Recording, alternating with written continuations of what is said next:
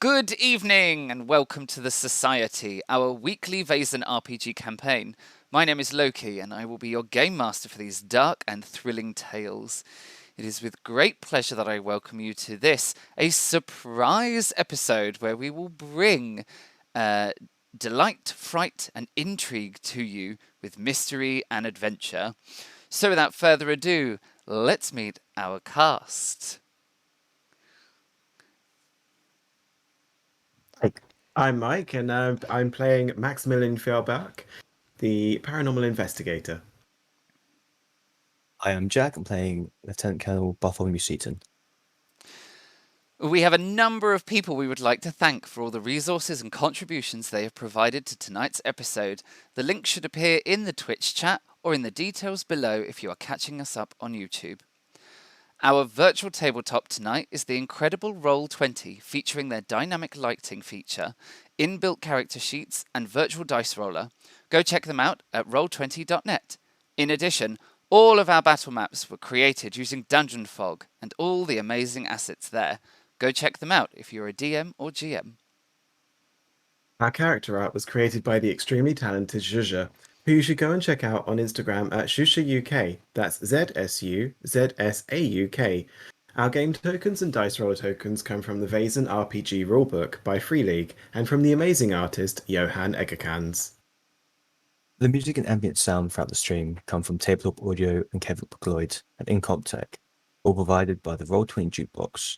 You can check both these amazing artists out via their website at tabletopaudio.com and incomptech.com. Without further ado, let's hit the intro.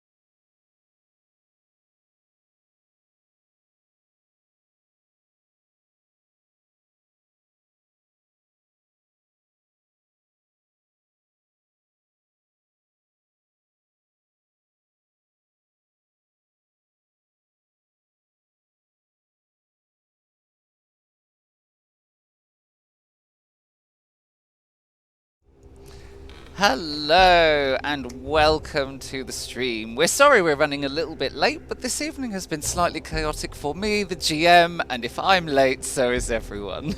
So I'm just going to do smiley face, really. That's what's going to happen. But welcome. In our previous episode, the first episode of Chapter 2, we met 3 of our new cast members who began an investigation into a mysterious murder that had occurred. This evening, however, we're going to roll back a little tiny bit of time and rejoin some familiar faces. 2 of our investigators, adventurers, troublemakers. I still haven't settled on a descriptor for our player characters yet.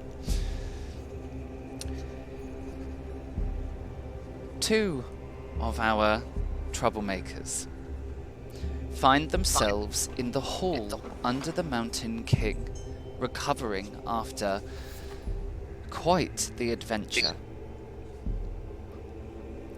A Lieutenant Colonel Bartholomew Seaton sits at one of the bizarrely oversized dining tables that occupy the large hall of this mysterious subterranean building.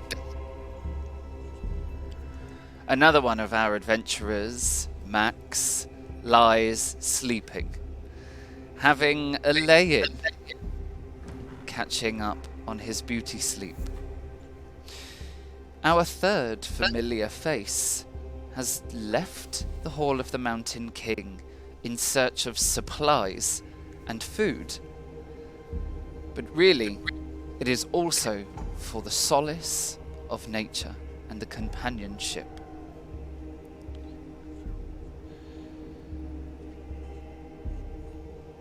And so, let's join our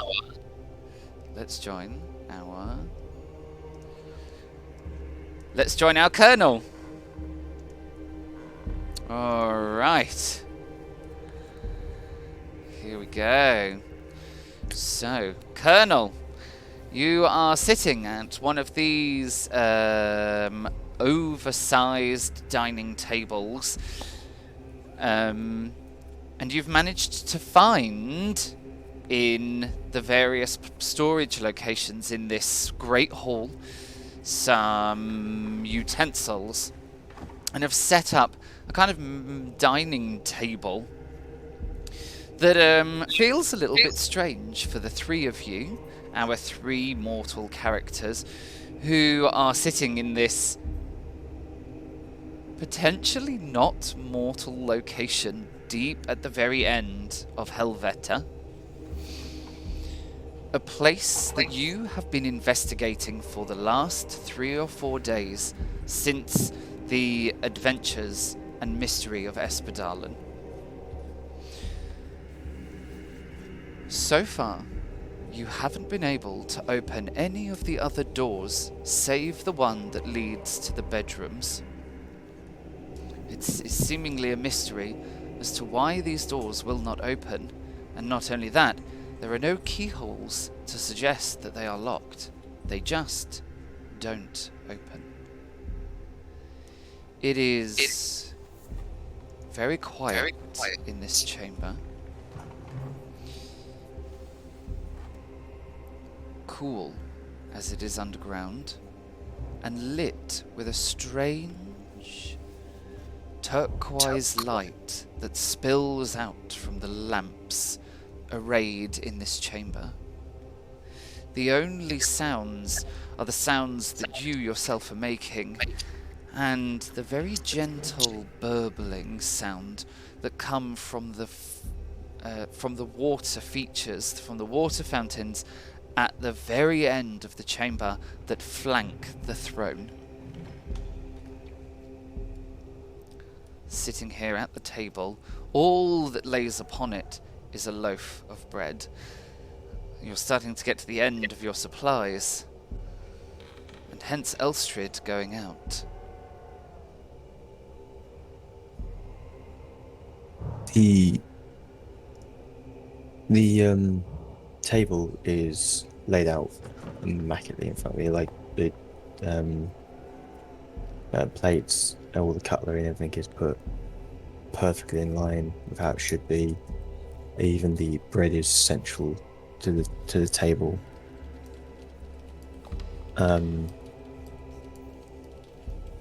He's just waiting. He's enjoying his bread and butter, and just kind of staring around the room, still trying to take in everything that's going on, the enormity of the room.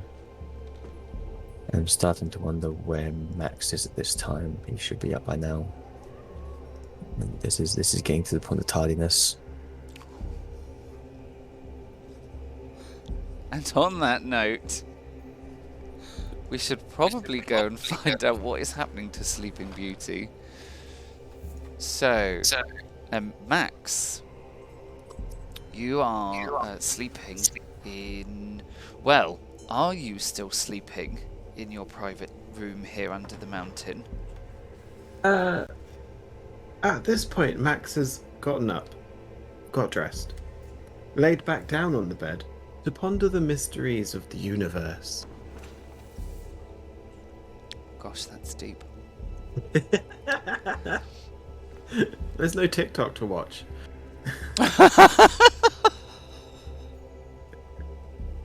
Oh, for goodness sake. So pondering the mysteries of the universe it is. He has no concept of time, not really. But after a little while, he would then start to make his way. Once the tummy gets a bit rumbly. Is this the door down here, or is this the bathroom? That's the bathroom. So down there you can see, you can have a little peek if you like. Boop. Oh, it's fancy.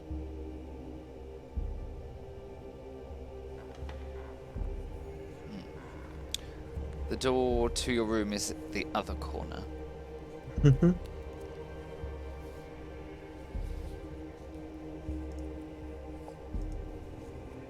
Alright. I like the idea that Max did actually go to the bathroom to leave. Yeah. Oh, Oh, oh dear. This is not the hall. this is not my usual way.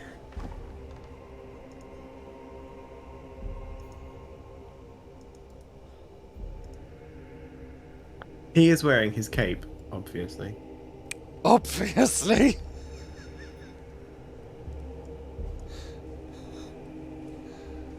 And as the doors are flung open, Max comes in, flicks the cape a little, wanders around the column to come and join the Colonel at the table. Good morning. Kind of looks at Max. Good morning. If it is in fact still morning. Without windows, how are we supposed to know?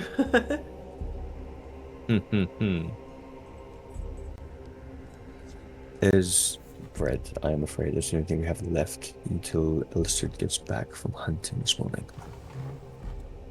No, if you chew it for long enough, it turns sweet. Yes. Max.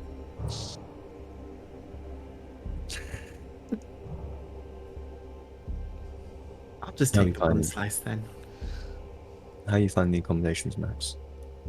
Very comfortable. Still getting used to it. It's odd that it knew us. Almost like it was waiting for us.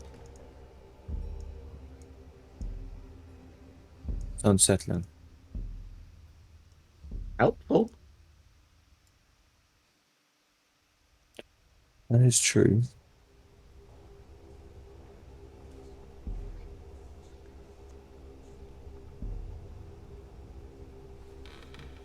On the agenda today, are we trying to open more doors?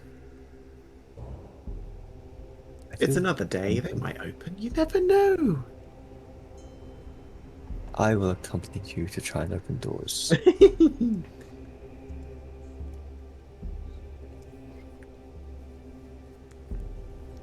And Max will start eating the breakfast. Well, his piece of bread. It still classes as breakfast. Mm-hmm. Have you been getting any feelings for this place? Have I been getting any feelings for this place?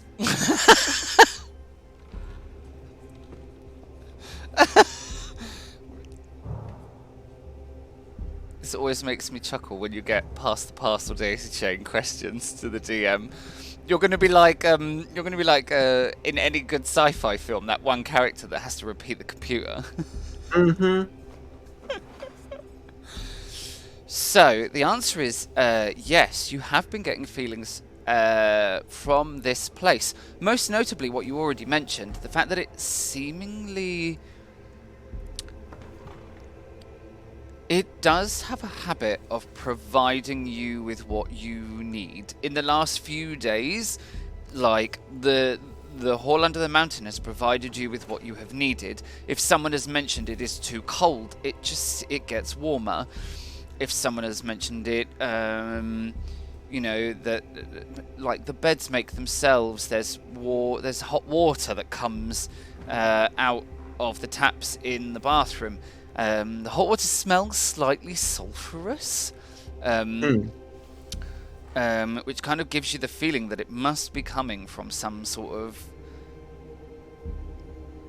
volcanic or geological kind of geothermal source. It hasn't provided food.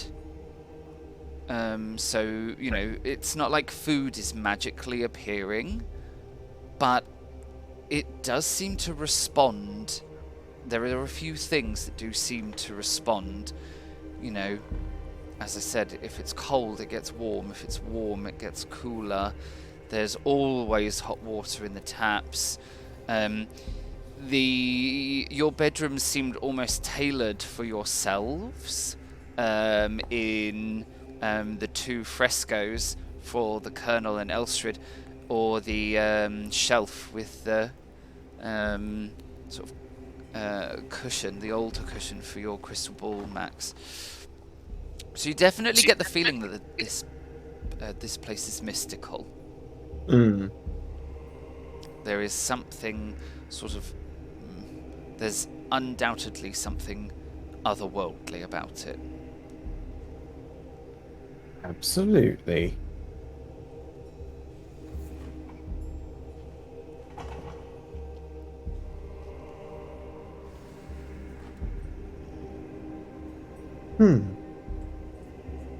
Which of the doors would you like to try today?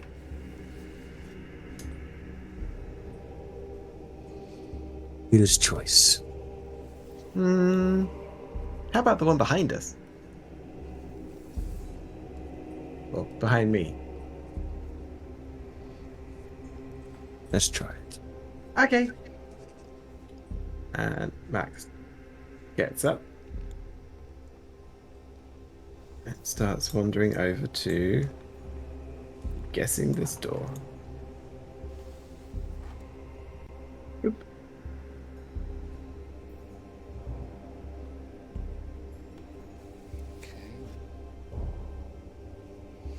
As always, and with no change, the door doesn't budge. You try the handles, you try to pull, push, all the various different ways you can think. You even lift the door a little bit, thinking maybe it is swollen in the door frame, but it doesn't budge. You mentioned that this place seems to react off things that we want. Out of interest, I'm going to place my hand against the door and not push straight away and just think, library.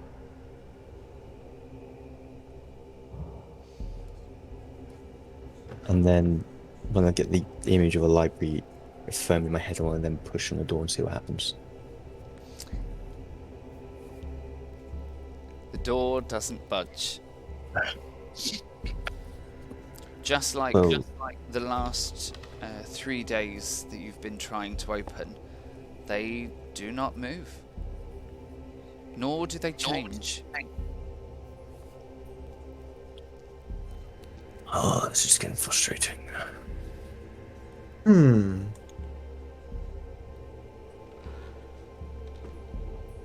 Well, there are other doors. As we've tried multiple times already. Yes, but...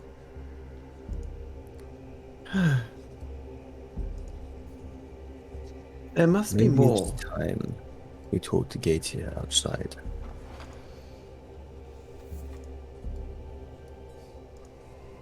It's time I'll leave you to talk to her.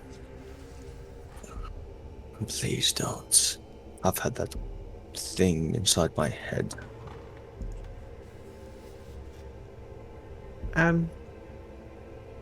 It'll be handy.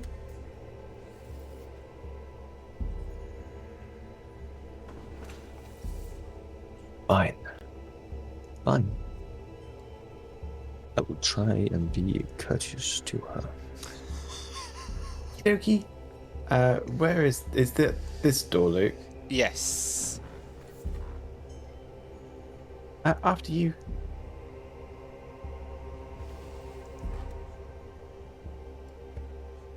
I'll head towards Gætir. Okie dokie. So when you head out of this door, if you remember, it leads you into the the room with the 2 columns. And it is there that you see the huge stone doors. And as soon as you sort of enter into this chamber, there is a kind of rumbling and a grinding sound as these 2 doors open up, and you see beyond the doors as they open is the waterfall. And as the doors fully open, the waterfall just seems to part, as if something, almost like a knife, cut through the waterfall and then drew it open like a set of curtains. And it reveals the pool beyond.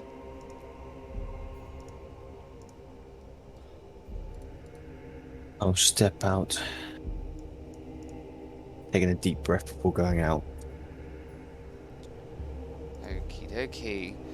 Max, do you follow? Absolutely. Alright, lovely.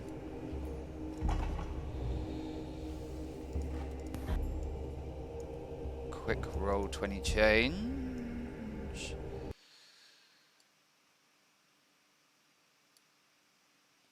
Okay.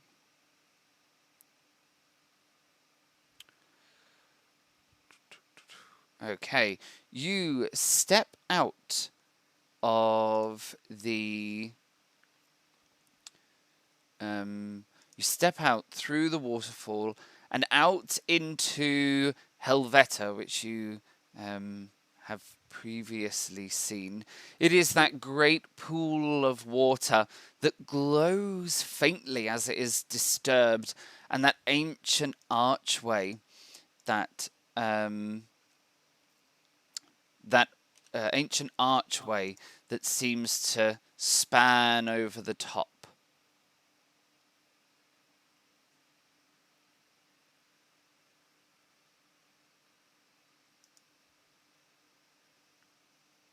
Gætir, are you here?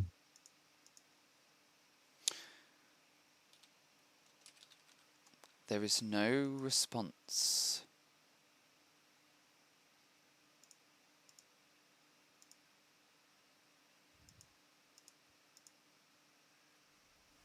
I can move around. Still on the wall rather than going into the water. And trying to look to under the arch there. See if I can see anything there. Yeah, absolutely. There is nothing here. The pool is still.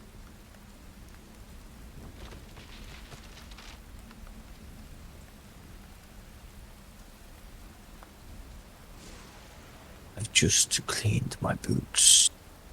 And I'd like to step into the water. Okay. It's clean water though, but it looks clear. With every step you take, the water illuminates around your feet, sending ripples of luminescence that bob gently across the surface of the water, fading the further they reach from you.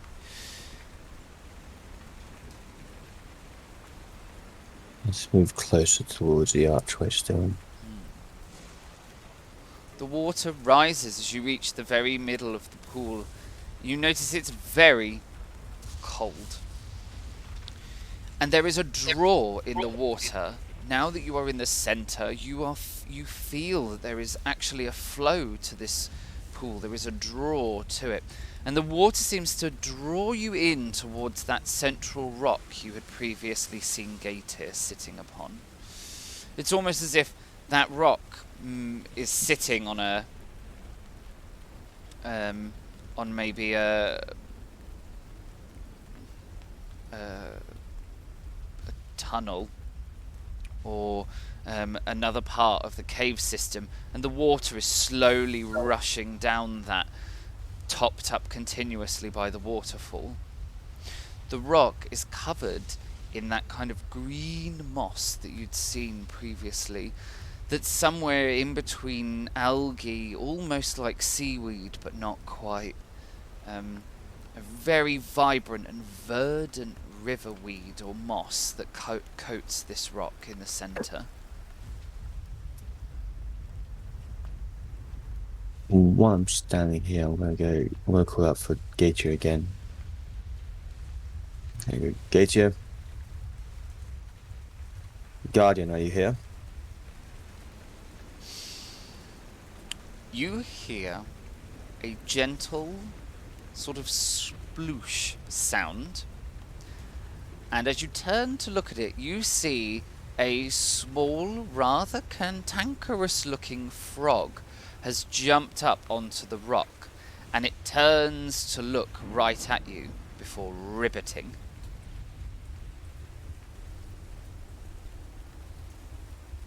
Is it the same cantankerous frog that we saw when we first came in? I mean, it's definitely a frog, and it definitely looks cantankerous. Whether it is the same frog, Just gonna stare this frog down. Is this another game, Gætir? Max, you hear a little voice from right next to you whisper. And the little voice says, "Why is he talking to a frog?" I'm not entirely certain, but he seems to enjoy it. And I think they may have formed a bond. Well, it's fascinating. You mortals are so strange. It really is.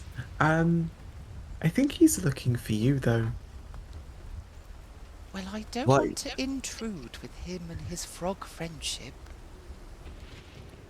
I wouldn't. He gets very grumpy when I do it. Can I hear them, or are they whispering at such a You level can where- give me a vigilance check to see if you can hear this conversation happening behind you. Oh, this is when coming to the dice where I really fail this.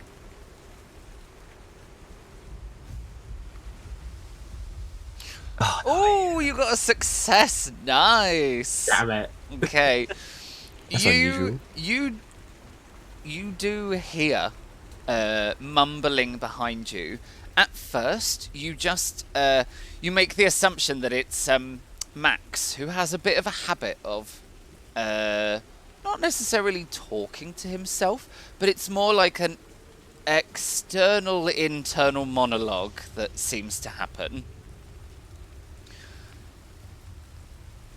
But it does draw your attention because, unlike usual, it doesn't seem to have a flow to it. It does sound more like a conversation than this internal monologue. Hearing this, I'd just like to stay at the floor for one more moment and just kind of roll my eyes, sigh deeply, and turn round.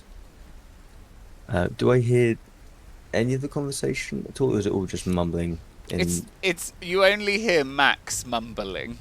When you turn, you can very clearly see Max, and there is a little figure sitting on the rocks next to Max, and they are sort of talking to each other, and as you turn, they both turn to look at you. I'm just gonna wave at the colonel. And Gætir looks at Max waving, and then lifts up her little webbed hand and sort of does a kind of jaunty-esque wave, sort of trying to mimic Max. I do it back to the pair of them. He seems to be in a good mood today. Do you think it's because he has wet feet? I'm always in a good mood when my feet are wet. I think it's because he made a new friend. I am walking towards the pair of them.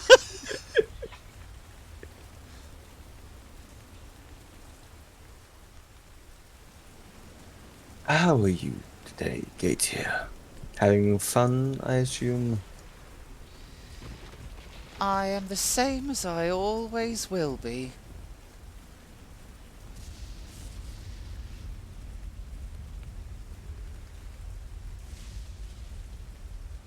Oh, how are you? Currently, my feet are wet. I always like it when my feet are wet.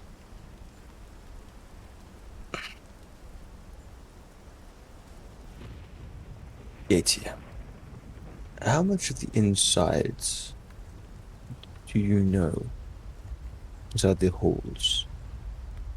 All of it. Including the doors that don't currently open? And everything beyond. Can you tell us how we open these doors? She looks puzzled for a little moment, and then she's like, yes.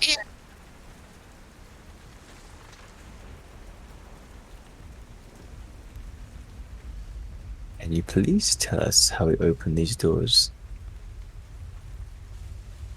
Like this vein has started to develop inside of the colonel's head. As Yes. he fixed in a smile. Yes, of course, I can tell you how to open the doors.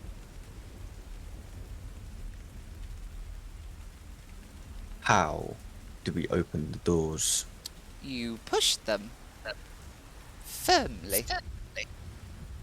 But we have been pushing, pulling, lifting, trying to slide something underneath.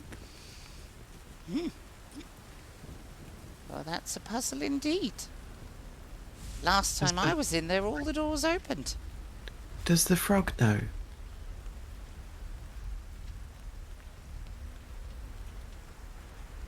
Gætir's turned to look right at you, Colonel.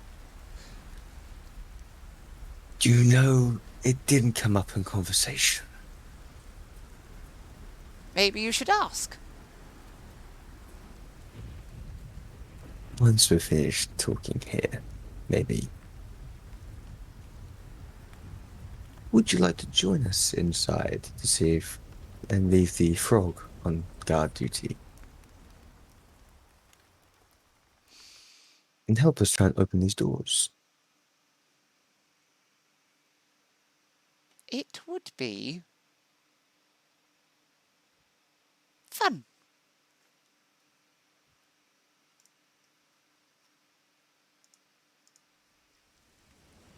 I'll tell the frog to stand guard while you two head inside.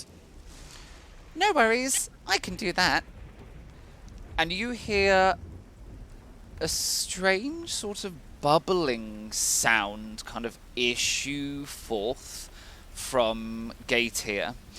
And from the water rise up 100 little pairs of eyes, as seemingly the entire population of this pond's frogs all come up at her command. I think you were asking the wrong one. Maybe I will ask later. The Colonel at this point is getting exasperated.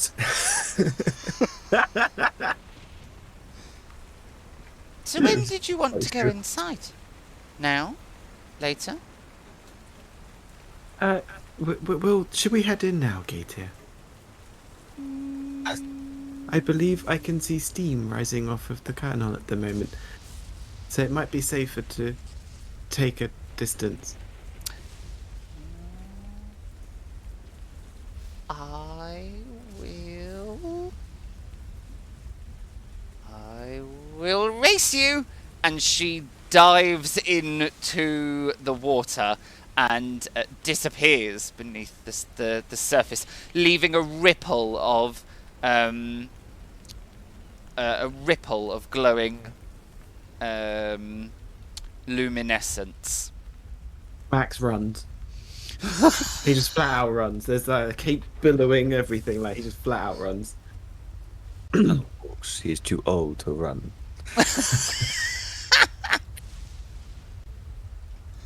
And while he does so, he pulls out a cigar inside of his jacket and clips it. And as he walks through the waterfall on the other side, he strikes a match to light it. Okay. You cross into the threshold, entering the hall under the mountain.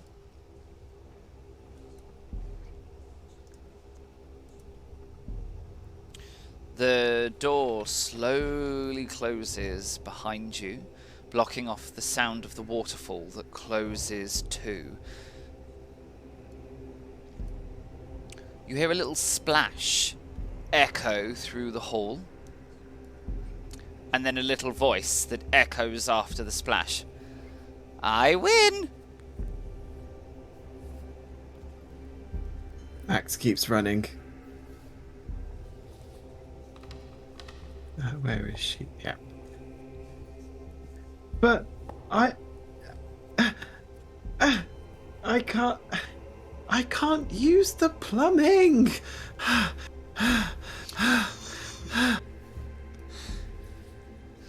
As Max, you come running towards the throne. You can see Gætir sitting inside these two water features that flank the throne. And she's just sitting on the stonework of one of them, just with her feet dipped into the water. There's a big, giant smile on her face that is a little unnerving because the smile almost reaches past her hairline and to her ears, really reminding you that she is not a being of this world, but rather that of the other. Mm-hmm. That is a very interesting skill you have there, Gætir.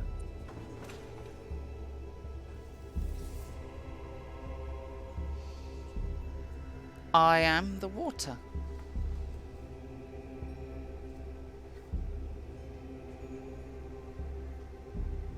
May I ask? You said you are the water and you are Gætir. What is the water and what is Gætir? What are you?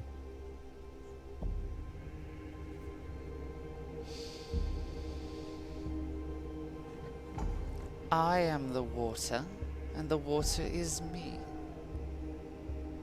We are the same. And different.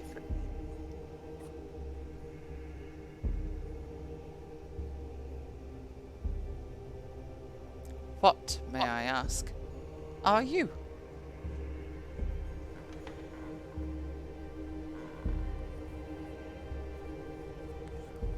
I am a military man who thinks far too practical in situations, it seems. What I'm asking is what kind of species you are. Species. Strange word. I've never understood the mortal need to give everything a name and a label. And a box to put it in.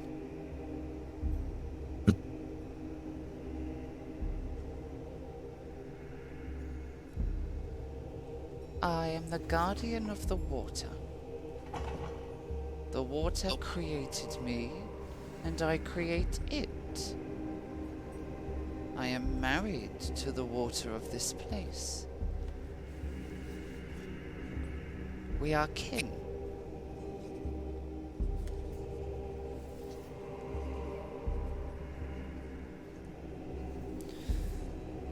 But doors! We're opening doors! Which door should we open first?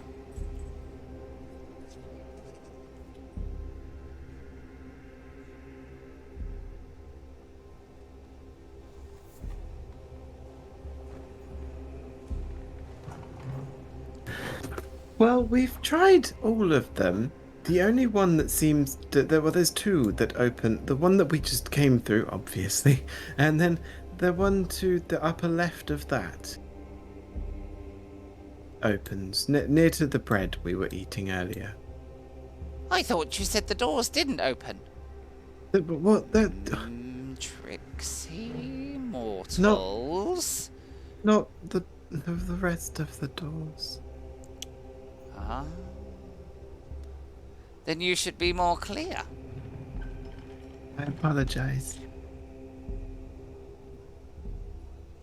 So which one shall we open first? We tried to open the one in the top right before we came to seek assistance from yourself. Ah, that one's boring. But where does it go? Boring places. I say that one. And she points straight into the corner at this door here. What is special about that door?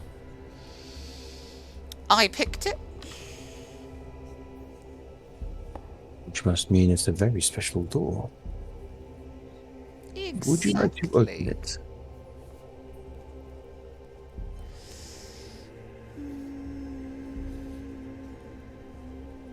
I thought you said the doors didn't open.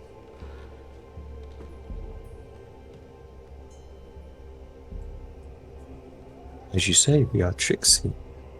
Maybe we just wanted to see you inside.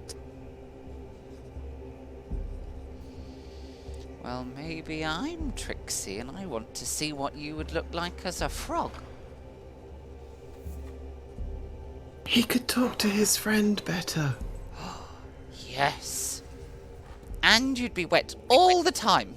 Therefore, much happier. The killer takes a massive drag on the cigar.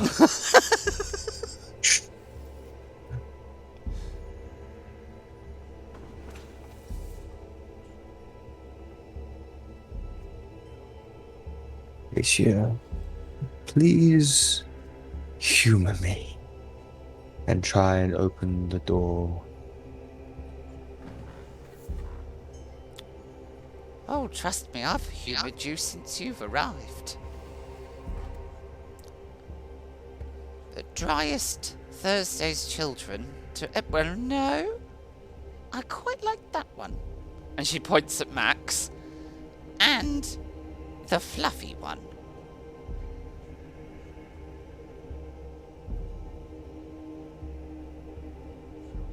Open doors. That's what we were doing. Let's try and open doors. And she... I like you too. She hops down out of the fountain, and as she walks along the floor, she makes that she makes a kind of very soggy, kind of slappy sound. As you see, as she's walking along the floor, her feet are slowly elongating and turning into giant frog's feet. And as she walks past you, Colonel, she gives you like a little wink and points at the feet. And says, "You could have a pair like this too." And she walks to the door. As she arrives at the door, she kind of looks up at it, inspecting it.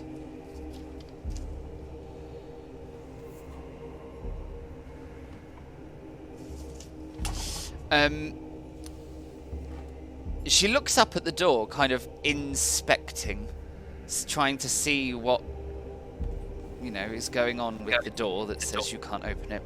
And as she looks at the door, she herself seems to elongate as she grows a little taller, becoming almost as tall as you, Colonel. As she does so, her proportions change a little bit as well, so she becomes significantly more humanoid. But rather than transforming herself into the beautiful woman you saw previously, she just seems to have made herself into just a much larger version of herself. So she is still green, with the long flowing moss hair and the webbed feet and hands. And she goes to push on the door, and then she turns back at you and goes, "Yep, they don't open."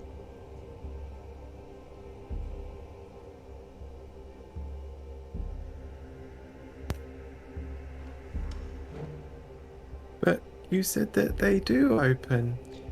I said they did. Oh, How strange. why would they not open now? I don't know. Ask them. Why do you not open now, doors? Actually, there's like a kind of eruption of like burbling kind of water that kind of ripples out of her, and you know this to be Gætir's like laughter, and she's just laughing, and then she looks at you and she goes, "This is why I like you, because you are silly. Doors don't talk, stupid, they're dead. Trees, on the other hand, very chatty."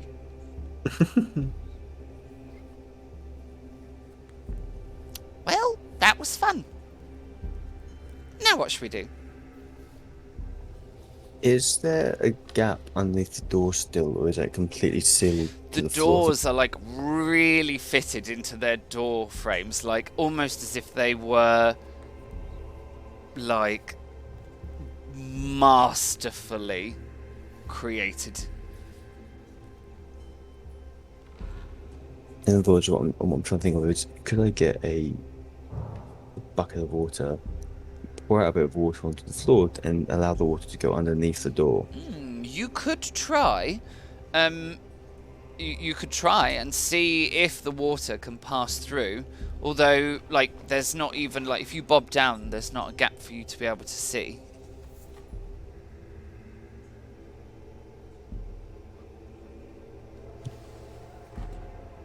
Well, what should we do now? It's a shame. I always liked that room. What was that room? Books.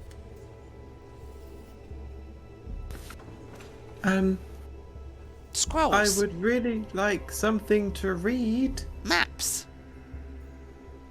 Stories. I would like to do something again and try and build that kind of image in my head. And then push on the door. Gætir's going to move out of the way, and she just watches you as you try to open the door. And you can see she's just looking at you like, almost incredulously just looking at you. And then she looks over at Max, and she sort of like mouths. But you've got no idea what she mouths at you, because her mouth does not move in the same way as yours. And then she's sort of looking at you for a response. I just smile. And she just rolls these gigantic amphibian eyes that she has in her head. She just rolls them. And she's like, "I thought you said, I just tried the door. It's shut. Locked. Barred. Never gonna open. Shame. Shame." Surely it should open.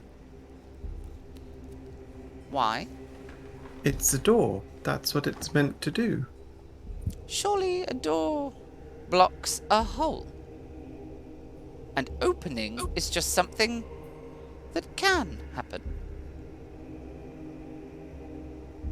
It would just seem silly to have a door that cannot open. It would seem silly to put something in a hole you wanted open in the first place. So surely the door is to block the hole.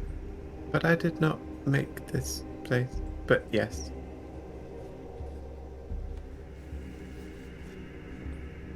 I'm gonna go and get another piece of bread. She's gonna look at you, Colonel, and be like, it's a shame. All the others with the site were seemingly quite clever. Is there anything else in this room that is different from when the smarter people with the site were here? Yes.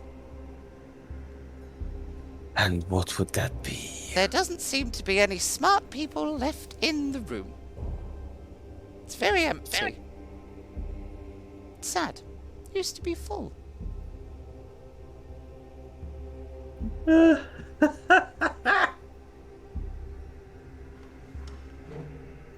It's nice that you're back, though, and that we're friends.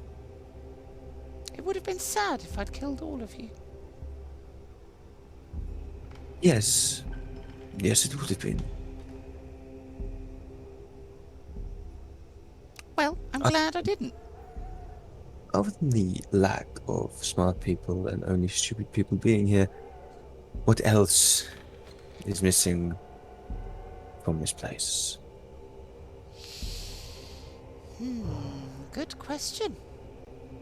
Everything seems to be in order. It seems much tidier and much emptier. This room used to be full of life. People coming and going, eating and talking, sharing ideas, talking out problems.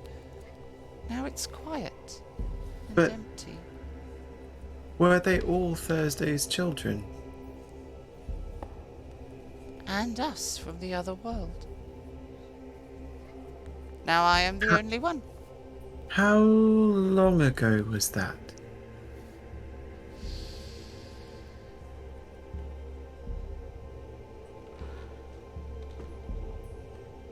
It doesn't seem like it was too long ago.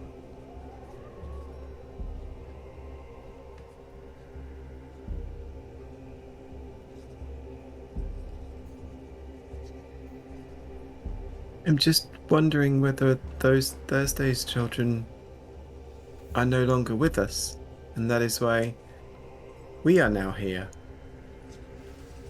How do you count time? The passing of the sun. Each time the sun rises and sets, that is one day. And there are 365 of those in a year. Sometimes there are 366. Gosh, you do count time in small increments. We're only here for a small part. In that case... And you see her kind of scrunch her face up as she is concentrating. And she's like...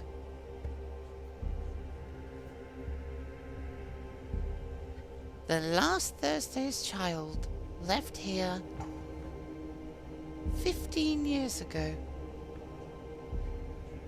In your reckoning. Were they as old as myself? Or older like the Colonel? Older. They may have already passed then. It was good friend of Gætir.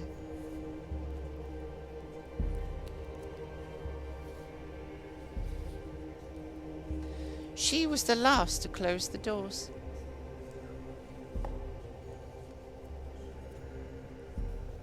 Did she do anything when she closed the doors? Anything different to the last time she had closed doors? Well, she locked the doors with the key. And Told where- Gætir to guard it and only let another one of the sighted who had the key enter in. Would the key open these doors? There's no keyhole, silly. Well, In plain sight, there is no keyhole outside either. Yes, there is. It's clear as the sunshine. Perhaps to your eyes. Ah. Gætir sees everything. Gætir does not see a keyhole in this door, presumably. Nope, no keyhole. It's strange. It's almost like the hall doesn't want you to open the doors. But we would like to open the doors.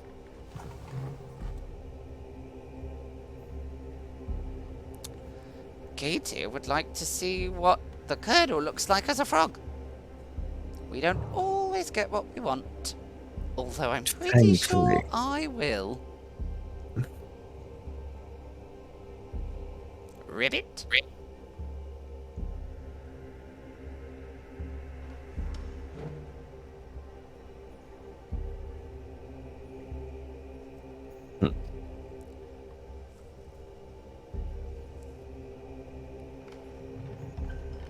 Maybe there is something missing from the hall that the hall wants back. I get cross when people take things of mine.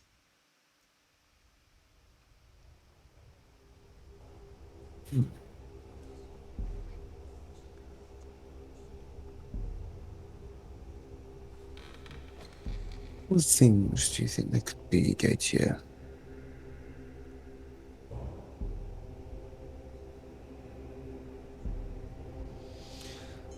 All sorts of things, but you'd know it when you found it.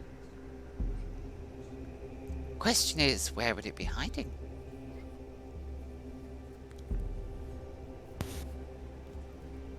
Bartholomew will furrow his brow, sighing. So it is a small game of hide and seek, then, isn't Gætir? I'm going to use the table. No, we are the seekers, Oh. Max. We are seeking the items that are missing from this room. They are hiding. Are they in our bedrooms? Could be, Max. Could be. Would you want to go into Elstrid's bedroom? I would not risk it for my life. Neither would I. Should we send Gætir? I fear for my own life if we send Gætir. I don't know if that would be right. If they were here, then the hall would have them. They're not even in the hall. Well, then the hall would have them. Just because something of yours isn't in your hand doesn't mean you don't have it. And if it's in your pocket, do you have it? Yes. But if it was in the bedrooms, technically it would also be in the hall. So therefore the hall would have it. It must be outside. In your pool? No, there's nothing in my pool but frogs and weeds. And a portal to the other world. It wouldn't be through the portal, would it? No. Nothing has gone through the portal in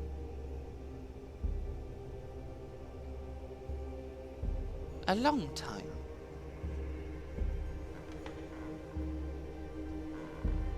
The other world is very quiet. Quieter than it has ever been. Why is it so quiet? Gætir doesn't know. Gætir guards the door.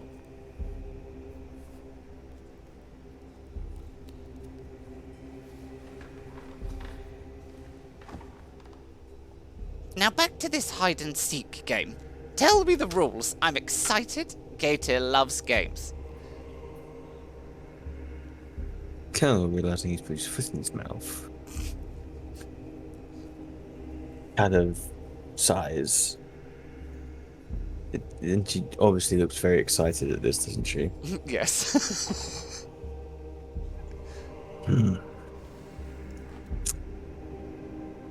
Well, as I believe the rules are now changed, as the item we were looking for are not here, why don't you and Max play a little game of hide and seek?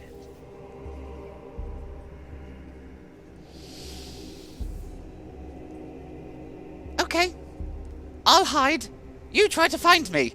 And before you even have chance to say anything, she flip-flops across the room with her frog feet, shrinking as she does so, and she leaps into one of the water, one of the water features here, with a sploosh, and is gone.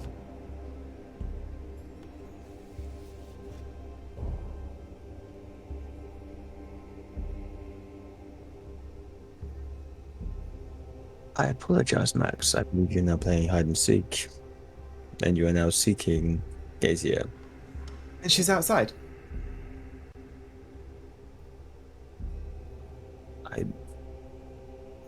Possibly, or she's using the plumbing and is in one of our rooms. Check my room first. And Max runs. As Max runs off to go and try and find out if Gætir is hiding in his bathroom, Colonel, what is your plan, as you are seemingly the most sensible being in the hall at this time? Yes, it seems to be. Looking over the actual door frames itself to this door, does it seem to be like... to be fair, I'm putting on my D&D head a little bit here. Is there like a crystal or anything that seems to be missing? A stone above the frame of the door or something like that? That might be something that looks like it might be missing from... Give me an investigation check. This one you'll fail. That's all that bad juju straight out there. Look at that. Investigation. There it is. Yes! Oh! What is this? Who are you and what have you done with Jen? I'm in full agreement. Who are you and what have you done? I also still have my conditions on from last time we played, so I need to take them off. Oh, yeah. So it is not the door frame that has caught your eye. It is the water features themselves. With Gætir running to jump into one, and now that she has actually said out loud there might be something missing, you immediately realise that when you look at the water features, one of them has a strange, small statue sat upon it, out of which the water pours. What this little shape is, you're not really sure. It has a face, but what it is a bit of a mystery to you. The other water feature on the other side of the throne does not have this little statue. The water is bubbling up from the stone and just spilling out into the pool. Yes, that's this one that's missing the... Yes. Yeah.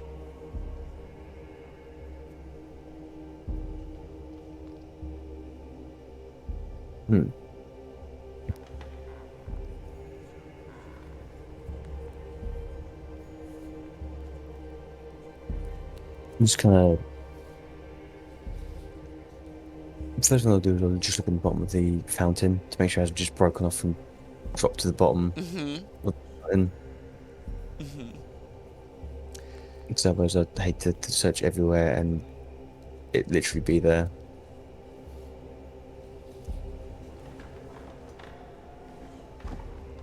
As you search this water feature, you do indeed find the little statue just sitting submerged in the water.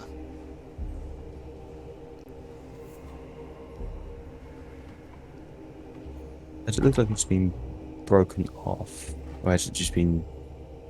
Does it just need to be placed back, if you get what I mean? It does look like it has been broken off, but it looks as if someone in a hurry came at it with some sort of stonemasonry tool and just chipped the whole thing off the fountain and let it fall into the water.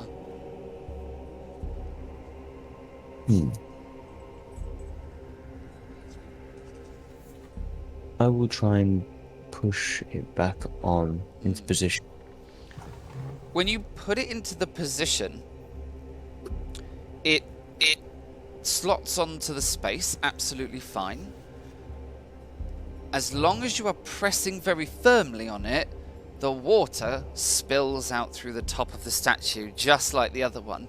But the moment you release any of the pressure, the water spills out from the cracks around the edges, and the water doesn't come up through the top.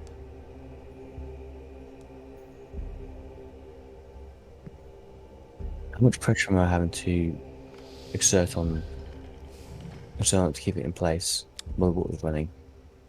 Not as much as... not a lot, actually. Just enough that you are putting a little bit of weight on it.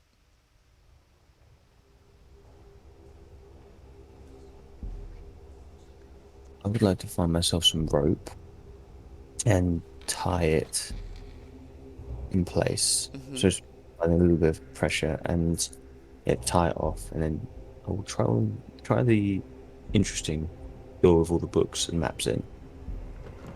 Okay.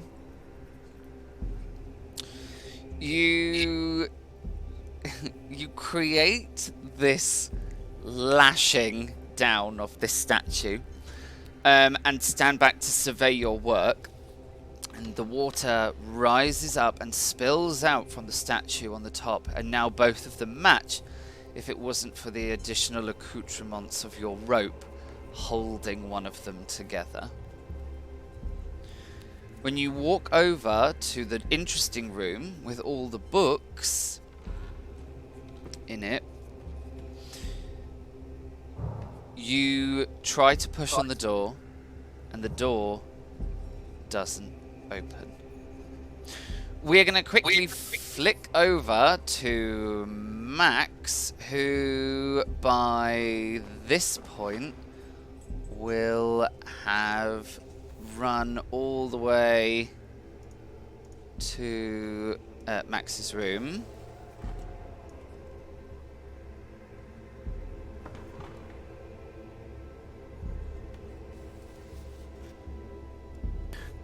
He gets into the room, kind of leaps across the bed, and straight into the bathroom. Is that? Oh, where did you go?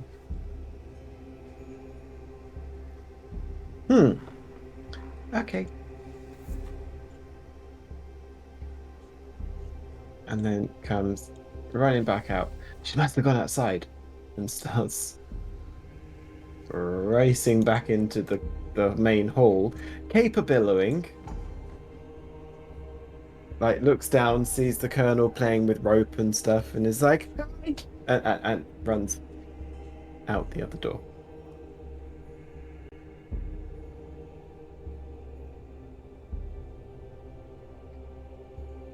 You on mute, Luke? Yes, I have somehow managed to lean on the little, settings box on the end of my headphones. Yes, you come dashing out over to the large stone doors that swing open, and as the curtain of water parts to reveal the pool at the base of Helveta, you leap out in search of...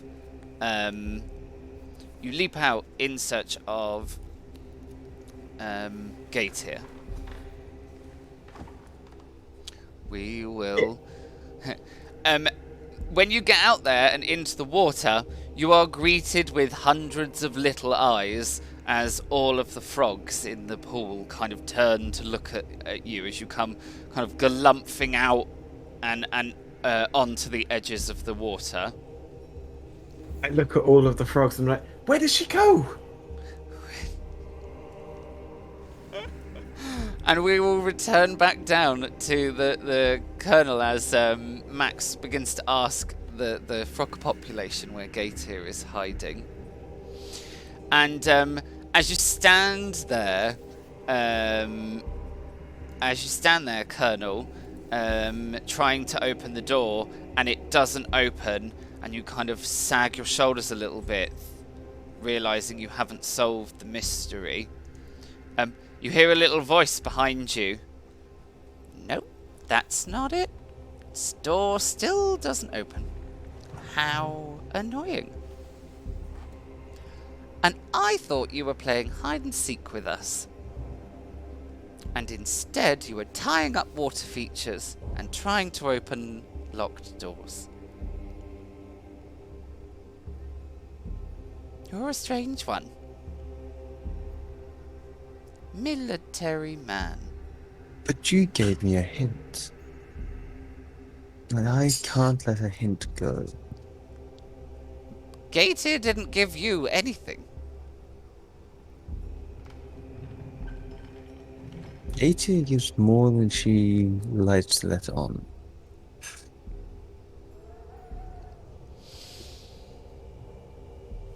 Well, I don't know what you're talking about, because I didn't give you anything. I thought he gets quite serious at this point. He goes, Gætir, you are our guardian. You're the guardian of this place. You offer a lot. You have done a lot.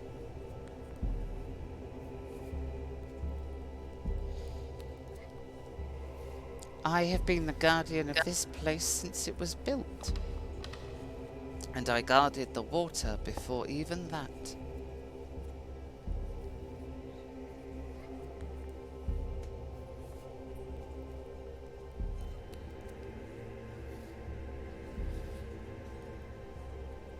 So you give a lot.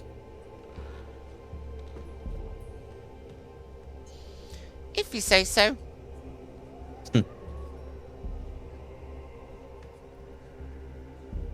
I think Max is hiding from you now. Max isn't hiding, he's talking to the frogs. Are they saying anything interesting?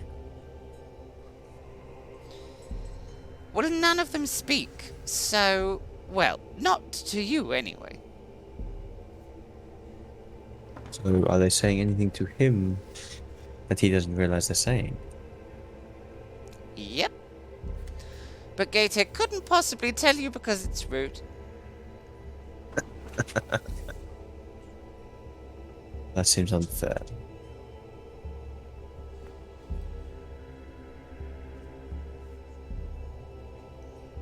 Do you know anything else here that seems to be broken and in need of repair? The hall feels empty, quiet, sad. There used to be many of the sighted ones here. Now there is just you three, and the fluffy one, who is Gætir's favourite. Thought Max was your favourite.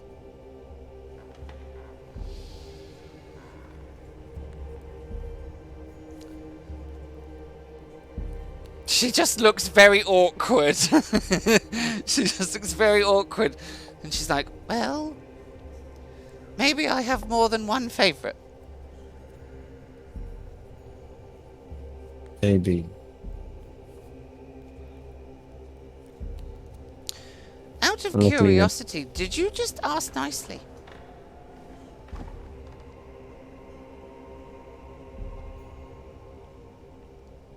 Maybe I did. Strange. The hall is usually very...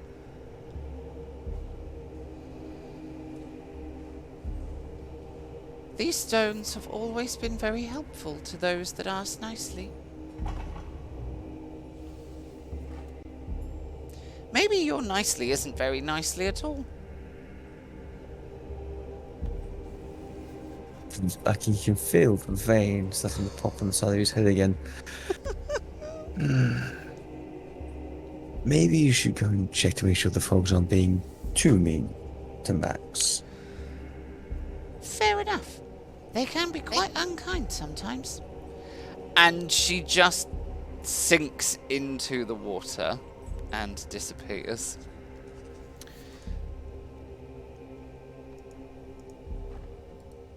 Max, all you have found out by the pool is frogs.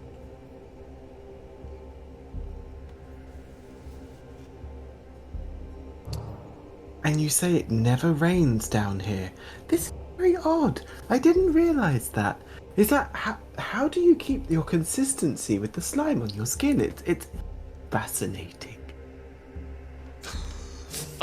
Find you like crouched down, like almost on all fours, talking to this very glossy looking frog. Yeah, it's on his hand. It's kind of like, and what do you eat? I have never seen a fly, not the last we've been down here. Just kind of like chatting with this frog in his hand. Okay.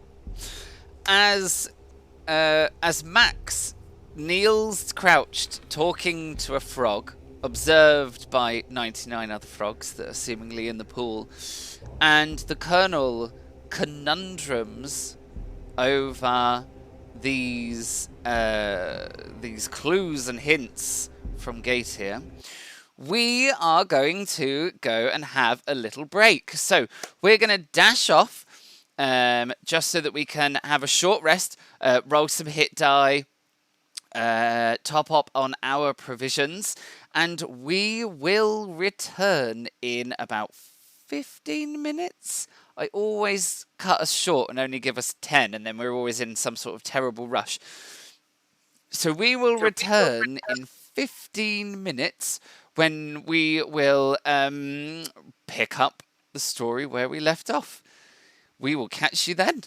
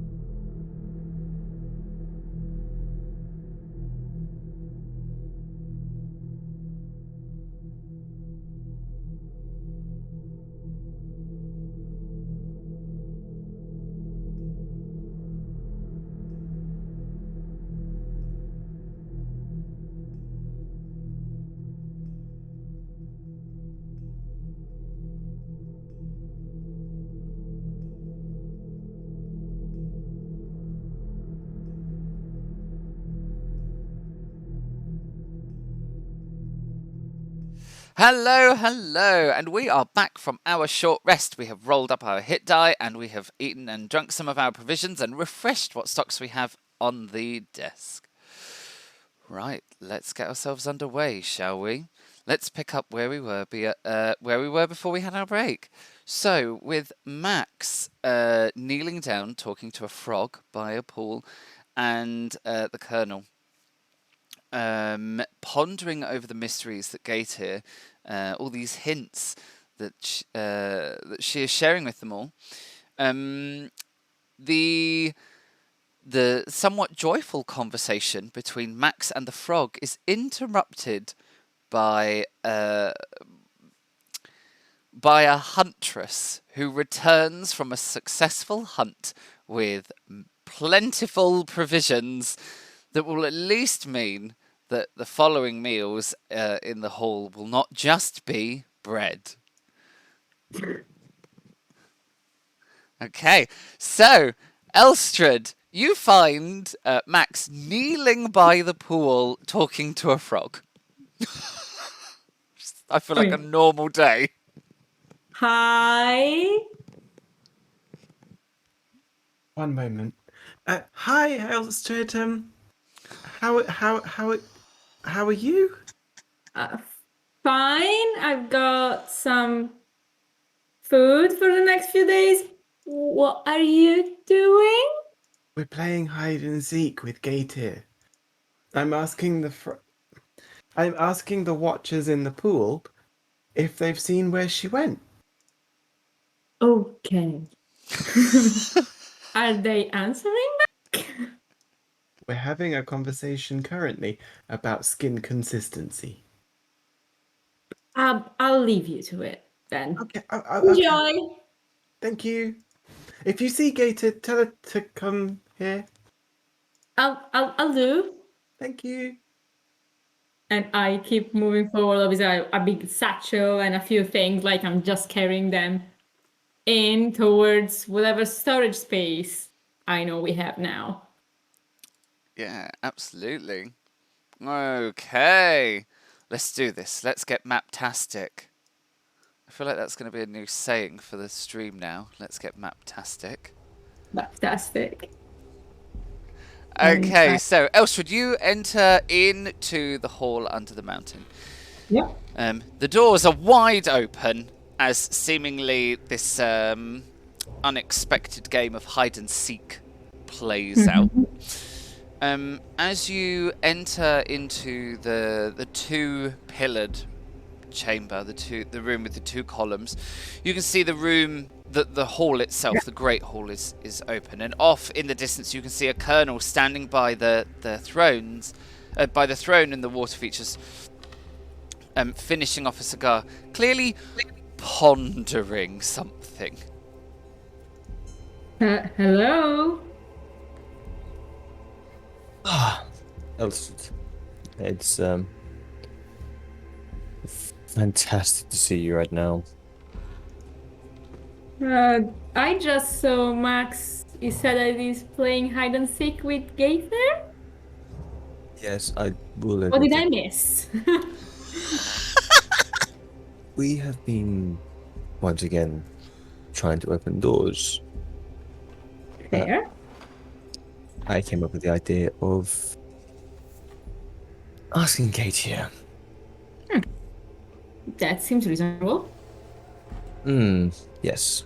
Well, it has devolved into the two of them playing hide and seek, while Gætir giving me cryptic hints as to the place feels empty and sad, and is missing things. I managed to find half the face of a statue that should have been on the fountain. Excuse the poor knots, I am not the hunter you are.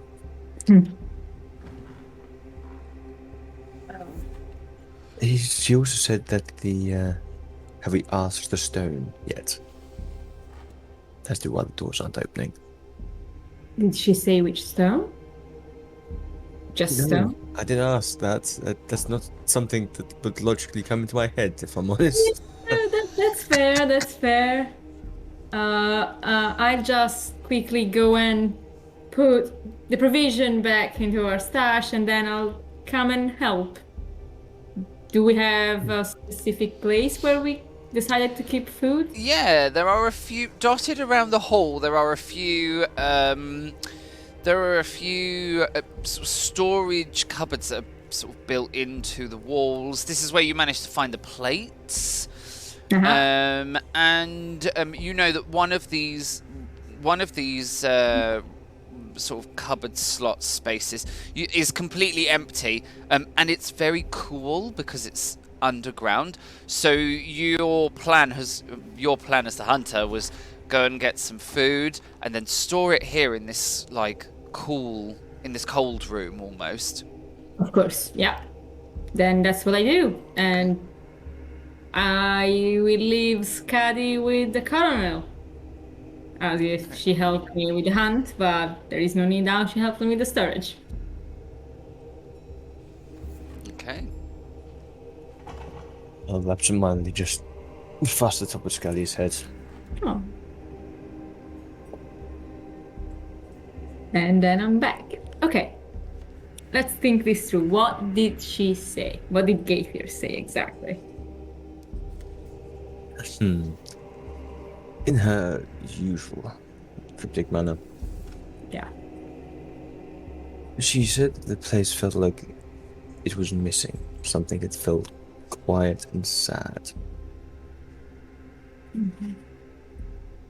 She said that usually this place would be filled with Thursday's children like us. And people of her people. All talking through problems, though, if I'm honest, I feel like we're doing that anyway. Okay. Then I noticed a statue, Mm-hmm. and then she popped up after I tried the door again, saying that have we asked the stone nicely? Are the doors made of stone? No, all the doors in here are made of wood.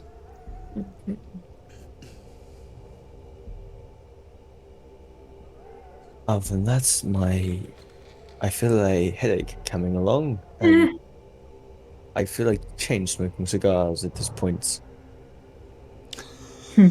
Though it is nice to have both Gætir and Max distracted, playing hide and seek. Well, sure.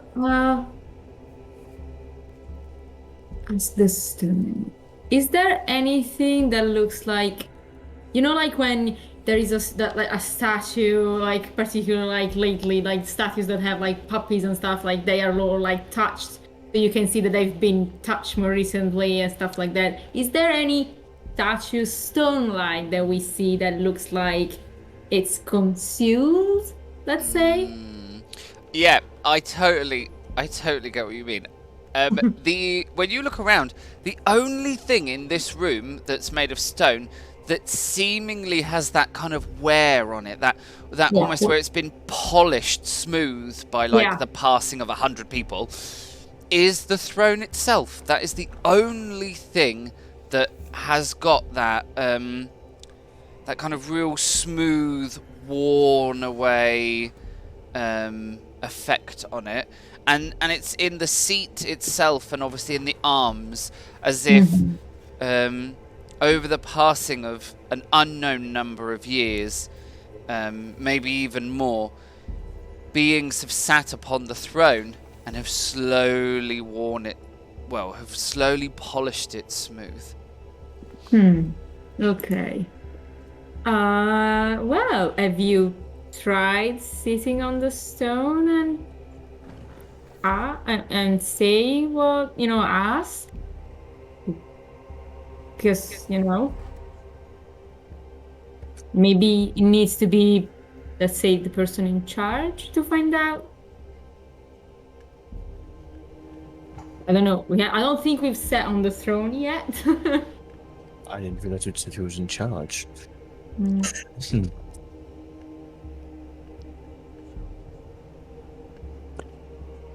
I have done a lot of pondering and thinking and pushing on doors. Hmm. Would you sit on the throne? Sure. I'll do that, and I'll sit on the throne. It is cold, Okay. for it is completely made out of stone. It is also unusually large. It's like everything else in this room, all the furniture in this room is like 125% of the size. Like it's almost as if a whole group of 7-foot people had decided to make all the furniture for themselves. So everything is like ever so slightly too big. And the throne is no exception. And as you sit in the throne, and it is very cold, you look out onto the room. Yeah. And the room itself changes slightly. At first, you don't really notice it. Okay. But then there's like a shimmering, like that shimmering you get from the heat from the sun. And suddenly you find yourself sitting upon the throne, looking out on a room. It is filled with people.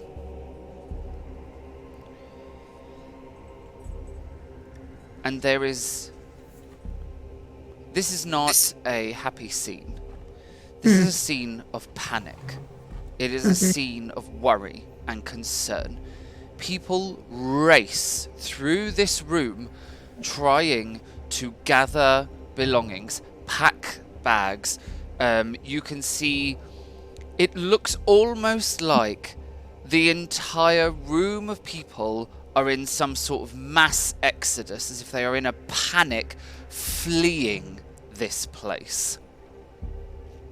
Do I hear anything they're saying? No, you only see it. It's like you're only watching it happen. You can't hear it happening. And it's happening in almost slightly sped up. It's faster than it's unnaturally fast, the scene. These people gathering their belongings, gathering things together, fleeing from the room, people stopping and talking in hurried shouts, and you watch as people begin to leave the hall. As the image kind of speeds up, it's the longer you sit here bearing witness to it, the faster it seems to go. Eventually, all that is left is a woman whose grey silver hair cascades down in braids, and she wears a suit and very thin-rimmed glasses, and she has a satchel slung over one shoulder. In almost slow motion, she looks around the hall, a look of deep sorrow on her face, and a single tear rolls down her cheek as she reaches into the pocket of her suit jacket and pulls out the key that you all have, the key to the hall. And she then turns and hurriedly places her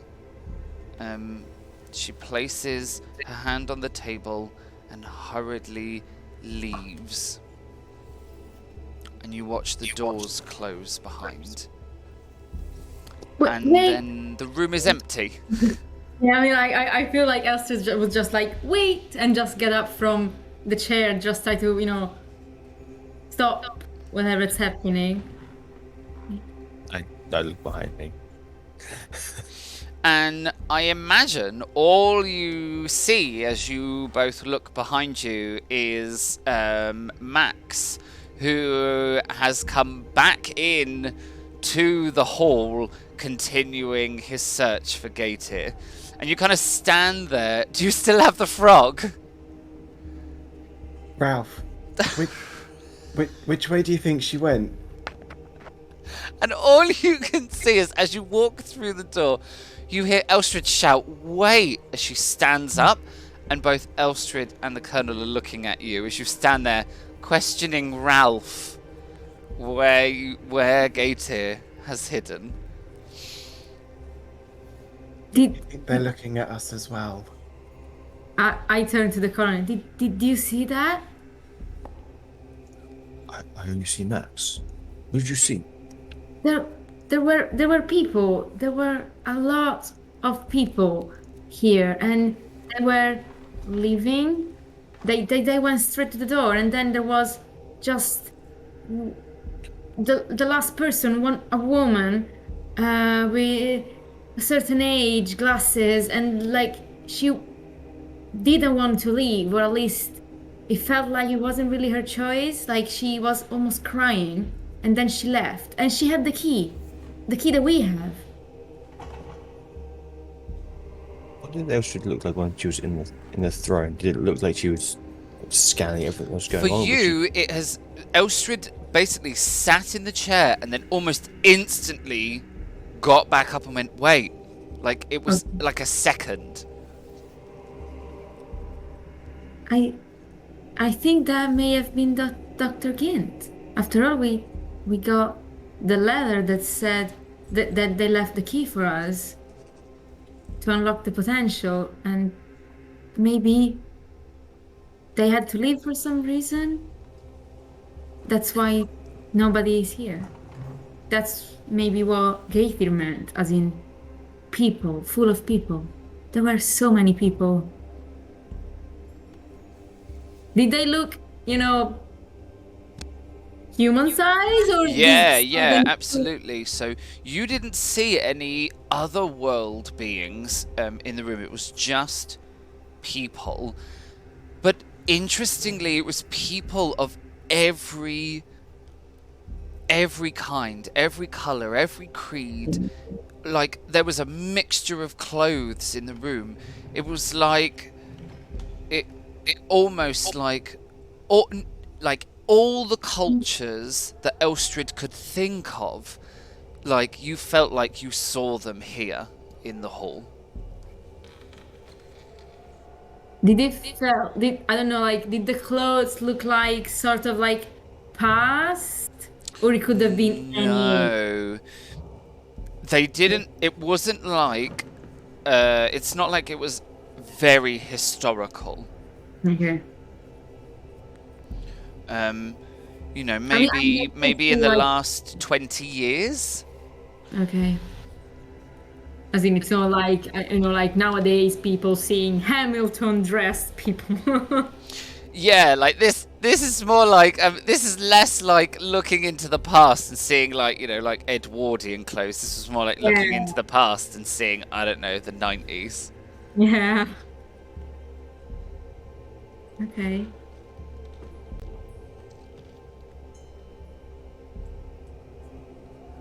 To me, it felt longer than a second, right? I turn towards the throne again, and I'm just trying to touch it, saying, "What was that?" Trying to see if there is any reaction from whatever started the first vision.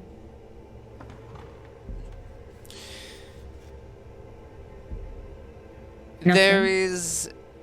You don't get another vision. Nothing else comes to your mind.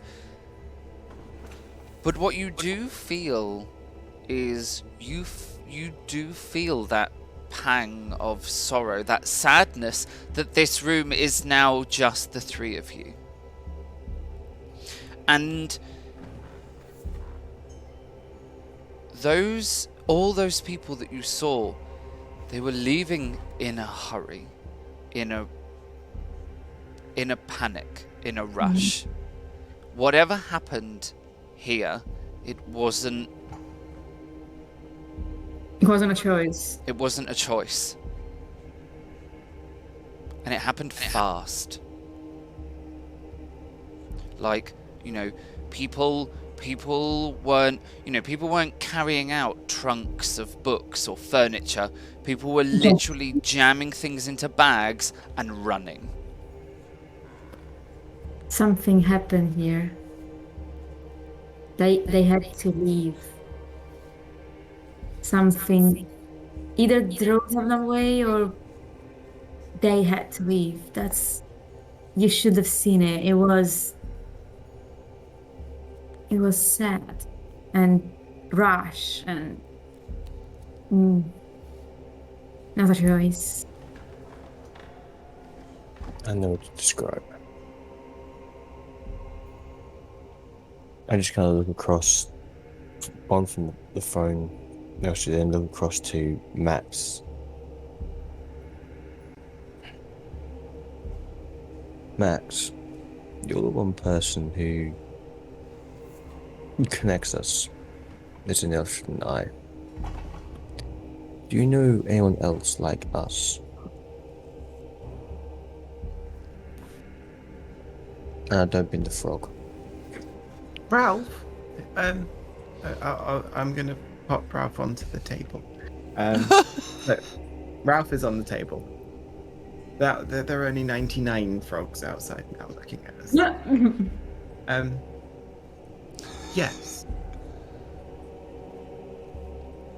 But don't tell them you're my favorites. 'Cause you smell the best.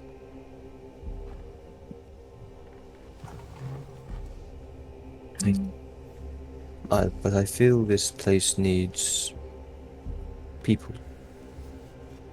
Yeah. It needs life. Maybe unless there's enough of us, maybe the doors won't open. If only there were desks and paper to write with.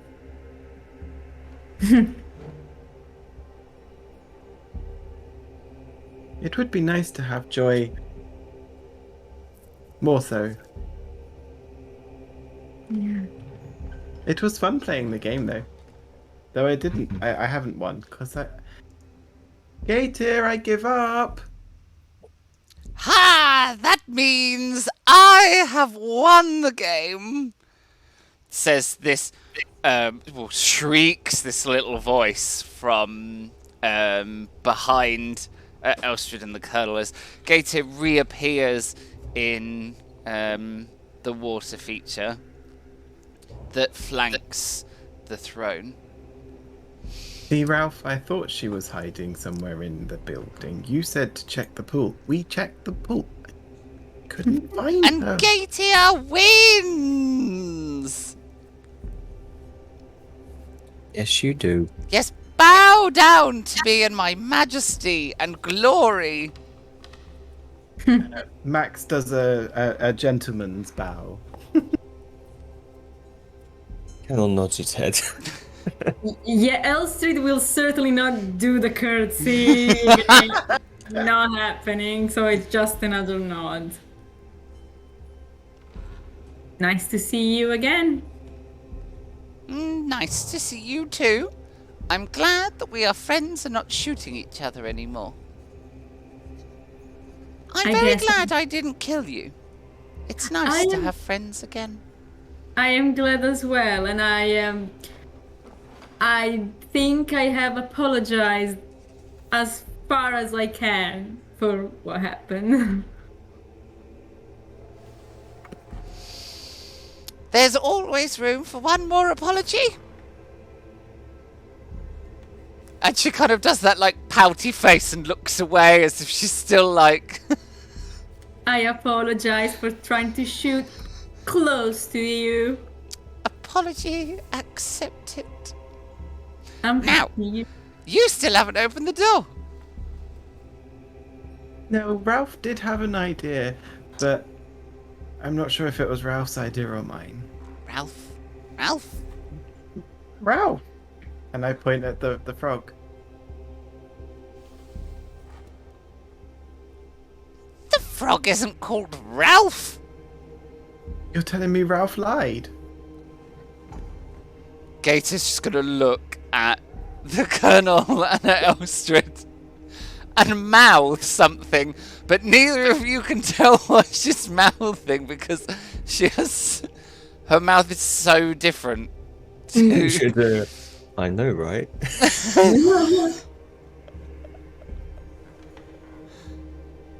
Well, I'm surprised you haven't opened the door.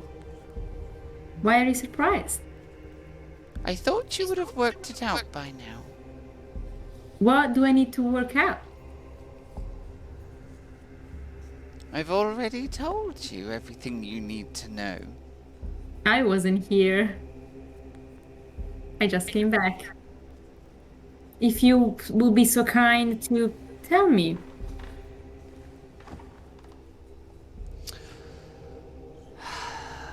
There's no fun in telling you the answers. Of course not the answer. Tell me the question then. There's something missing. Is it something we need to find? Or is it something that is already here and we just need to acknowledge it? The hall under the mountain has given you everything you've asked for. And you have joined the ranks of the sighted ones. Of course. But you never asked the hall what the hall wanted. Max starts looking up at the ceiling. Yeah. But now you know. You've sat in the chair. You've seen. Yeah. It is saw. sad and empty and lonely. Well, we're here now. It won't be lonely again.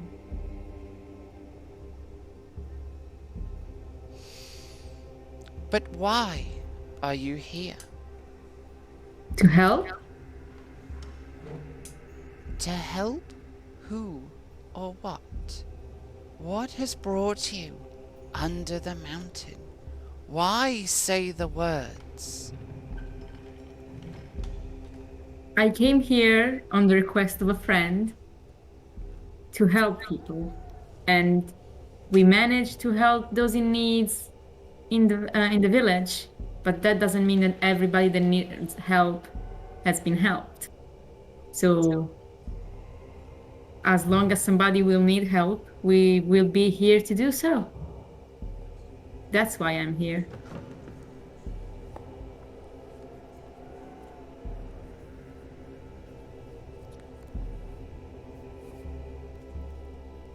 A And I hope- noble cause indeed. And what of you two? Why are you here? I am here because my friend's child had been taken. And she wrote to me asking for my help. When I first arrived, I thought that I was supposed to help the people. But in all truth, it wasn't the people I was helping, it was you.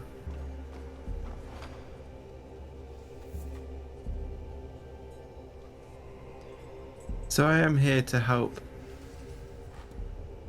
those in need, be them people like us, or people like you.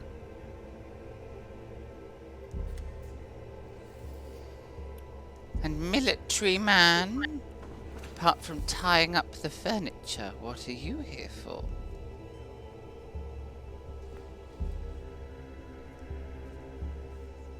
I'm here for my comrades. I knew Max from long ago, and he asked for help.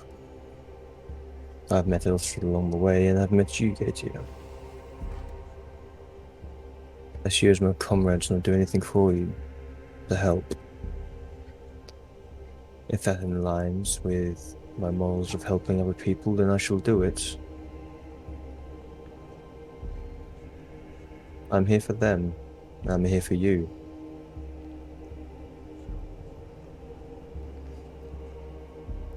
what about you? Why are you here, fluffy creature? And she looks down at Scuddy. I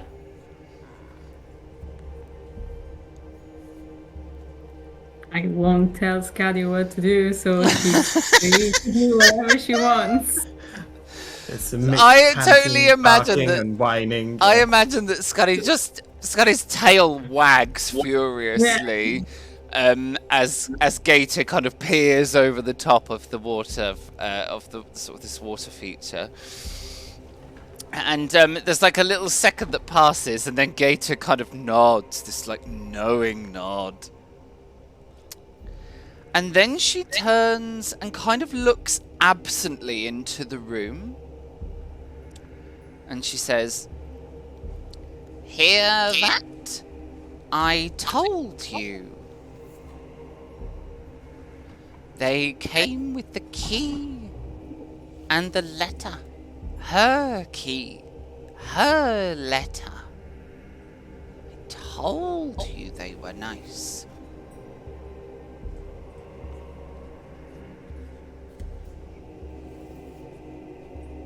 We can try to be. We can only try to be nice as much as we can. If you are to help, then you must know. You must have knowledge.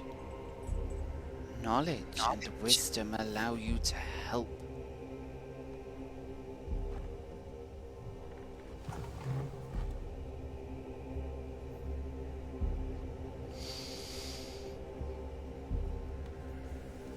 I think the hall...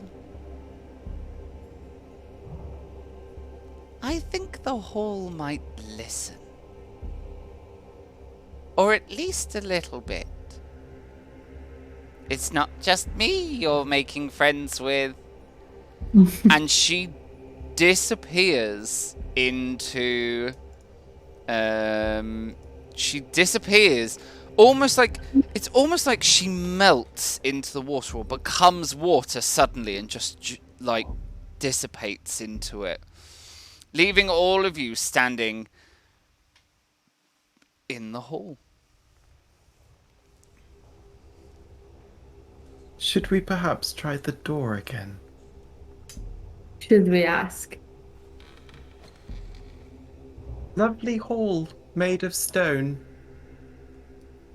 Would you allow us entry into your library so that we may learn to help others, like we have already helped?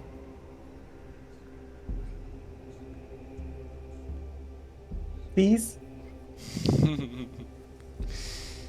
As your words ring out through the hall, there is a little moment as your voice falls into silence, as your echoes fade away. And that second lasts long enough that there is that small amount of doubt or disappointment that begins to creep into the edges. Which one was the door? It's this one here in the corner. As this disappointment begins to fray at the edges of your consciousness, you are all surprised as you see not quite clearly. It's almost like a dream. It's almost like a mirage.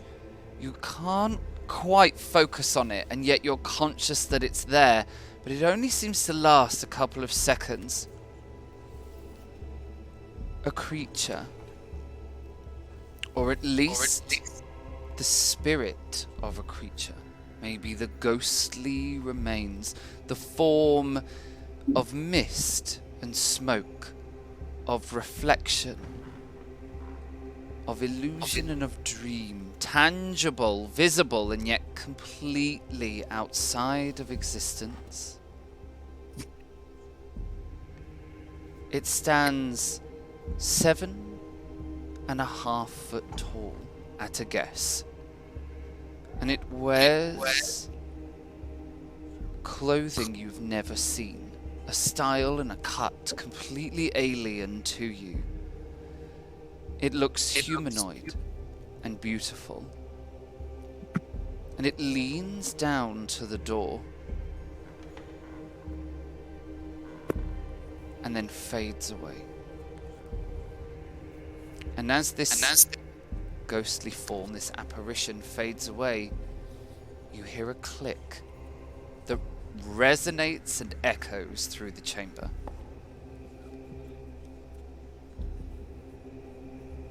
Perhaps that was the spirit of the hall. We can but hope to see it again. It might be the king of the mountain. Was quite tall. I thought you were tall.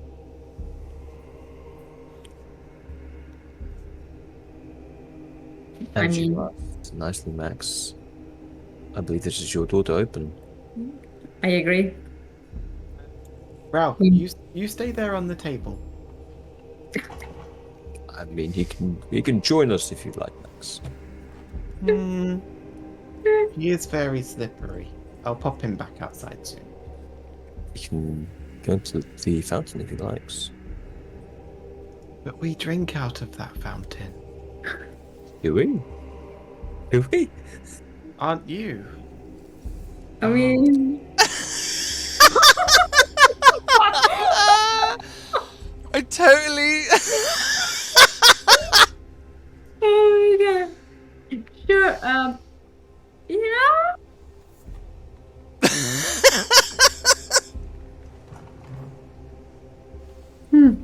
Okay, let's go to that door.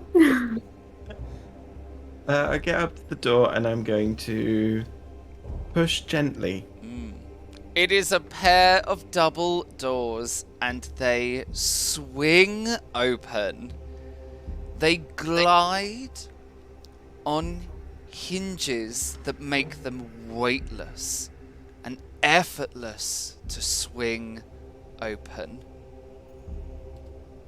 Oh, come on. Yeah.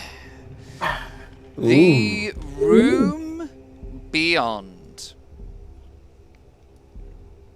The room beyond is that of what can only be described as a library. It is... everything in it, again, is slightly larger than anticipated. Remember, it's 125%. There are 4 columns that hold up a vaulted ceiling. The columns are carved in those beautiful and intricate designs that you saw on the door, and they spill out onto the ceiling above you, this beautiful vaulted ceiling. The room is lit by candlelight that fills the space with a warm and inviting kind of amber glow. The whole room smells of paper and ink and vellum and dust and glue and that smell of knowledge, that smell you get from hundreds of books and scrolls and maps and folios and tomes, every shape, every size, every colour. Hundreds of languages arrayed out in front of you, and some of them languages you do not even recognise. There are books that seem to shimmer, clad in white, that change colour and sparkle in the light. Some in deep tomes of leather, some ancient, some that look new, and scattered about the room are books and papers. It is unmistakably a great library. And just from glancing at some of these books, at some of these shelves that reach up into the ceiling of this room, you realise that every single book, every single tome, every scroll, every map, every folio are all about history, Vaesen, and the occult.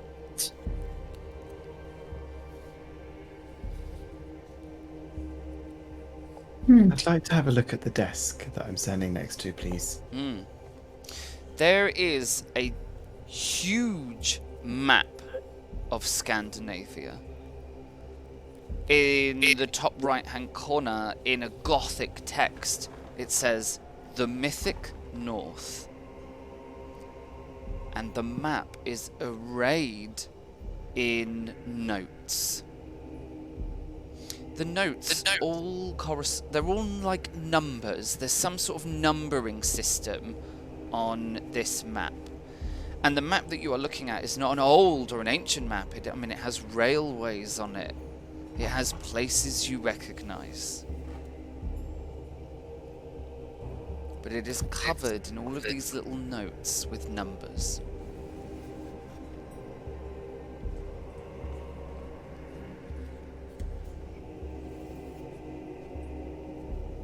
Is there anything special about the numbers or notes? No, but there's clearly some logical format to them. There's like 2 numbers and then a decimal and then 3 numbers and then a letter right at the end.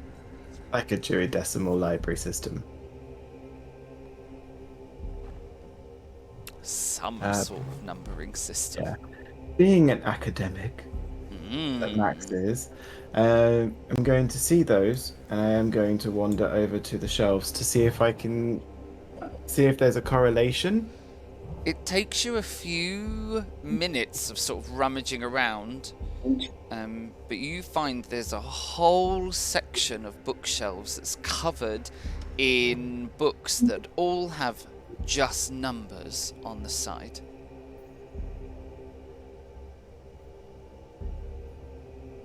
So I would be looking at for one number, because of course, if the entire map is covered in... Yeah, you've like just picked a random number. Yeah, am I able to find that one? Yes, absolutely. And when you flick it open, you can see that there is the first page has a string of letters, and next to each letter there is a title and an author.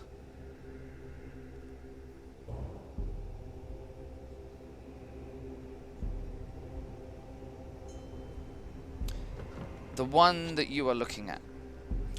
On the map, it was pegged in the Norwegian town of Arendelle. Mm-hmm. When you open the book, the title is The Frozen Maiden. And there's just the name next to it. Let it go. Arendelle's a real place. It is a real place in southern Norway. I mean, you're wrong. It just means that possibly Elsa and Anna are true people. But Who knows? When you can then flick through the book, and when the entire book is handwritten. Mm-hmm. But not... So it's like a... It's not all by the same person.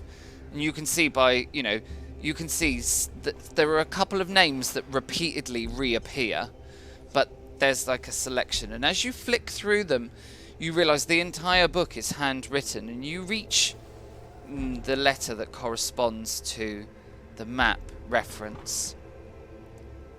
And it is a report, like a diary entry. Mm-hmm. The first few lines of text indicate that a member of the society was sent to Arendelle after reports of strange goings-on of snow falling in the summer. And it goes on into a full report of their investigation and the resolution. Did they save the Snow Queen? It goes into detail about a Vaesen. changeling. A human child that had been replaced with a troll.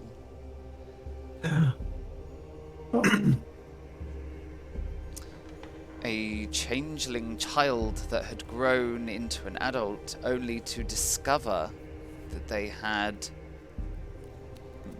abilities outside of their control.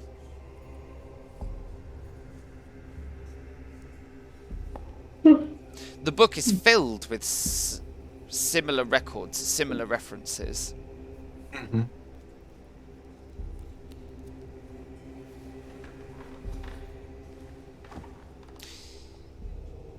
Colonel, you find yourself in front of a section of bookcase. It's huge. It's a huge section on one of the bookcases. A title catches your eye, followed by another, and another, and another. Creatures of the deep Atlantic, beings of the Baltic Sea, mermaids in the Mediterranean.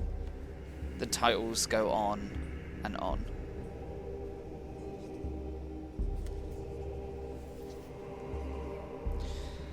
There is one book that catches your attention. It is dark. It is a dark, inky, black leather. And written on it in spidery silver letters is the title Leviathan. The title conjures memories.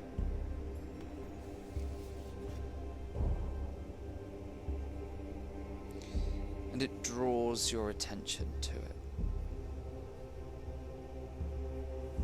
With a shaky hand, I will reach out and take it. The book is cold to the touch. And as soon as you get the book out of the shelves and hold it in front of you, you can smell the sea. That unmistakable saline smell assaults your senses. Do you open the book? Yes. I will turn around, place it on the desk, and then open the book. You open the book, and the first page that you encounter is blank. As is the second, and the third, and the fourth. The entire book is blank.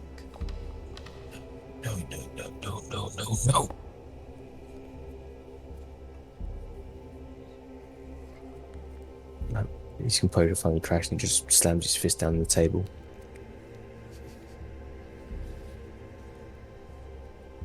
Which would definitely draw the attention of Elstrid and Max.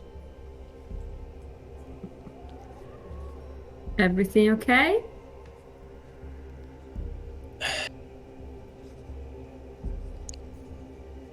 Book's blank. Book is blank. Have you held the pages up to a light in case it's faded? The stare that Max gets is one he has not seen from the Colonel before. It's icy. Oh, Max. Max just smiles back. Oh, you're in danger, girl. Elstrid, as you come over Yeah. to the Colonel, you see on the table is an open book. Yeah. And I swear if it's about fires. it's not. It's not about fires. Okay. There is a picture. A whole page of the book is devoted to a sketch. Well, it's a watercolour, really, just faded, Uh-huh. What is it a sketch of? It is of a young girl sitting at the base of a tree. And in the branches of the tree, lounging on one of the boughs, looking down at the child, is a beautiful woman. She has antlers that rise up out of her head, and at the very ends of her feet are like hooves. And it is a beautiful picture, and it isn't one of darkness or fear or of anything like that. There is a gentle smile, a gentle, friendly smile on the look of this tree being, looking down at the child, who has a big grin on their face, and they are seemingly looking up and talking to this creature in this artwork. And there is something about this picture. As soon as you catch it, as soon as you see it, there is something about it that conjures up stories that you remember of the women of the trees. I take up the book. Is it just an image, or is it like an illustration of... It's an illustration. There are pages and pages and pages in this book that talk about the woodwives, the women of the forest, the spirits of the trees. I mean, looking at what pages first, and then she closes the book. This is not random, is it? And I turn to the colonel. What did you see?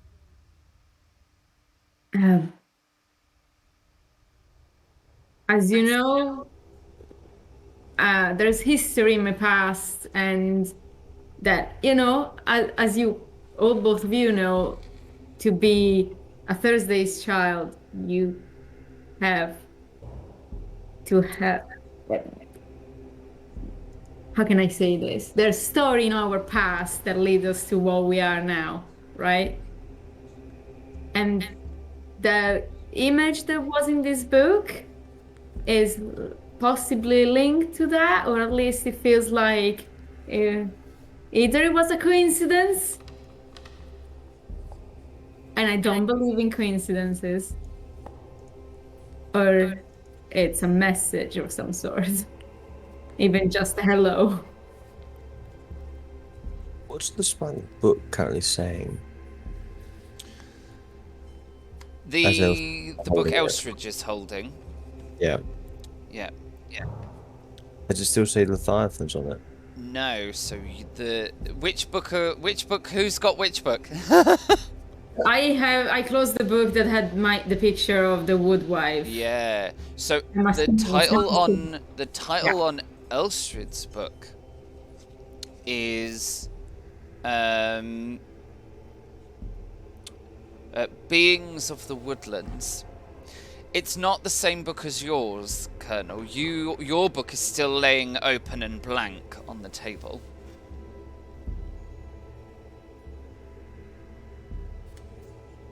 Oh, I misunderstood. I thought it was the same book. Sorry. That's right. I'm like... That's me describing things.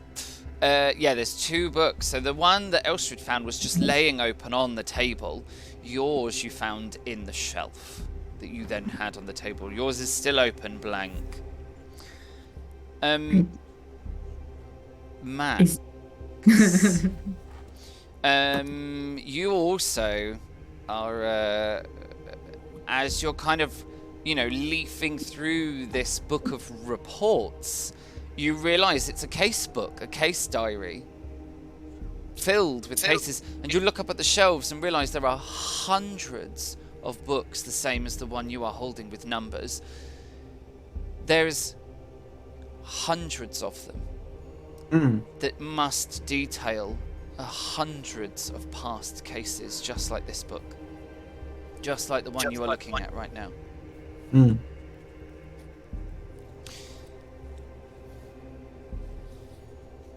As you kind of absent-mindedly flick through the book, you hit, as the Arundel case comes to an end, the next case in the book. It begins with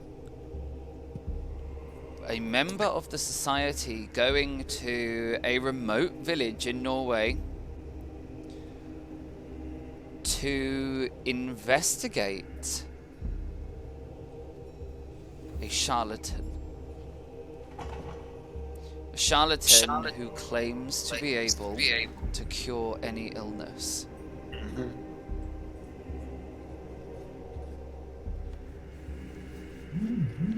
The case goes on to talk on the matter.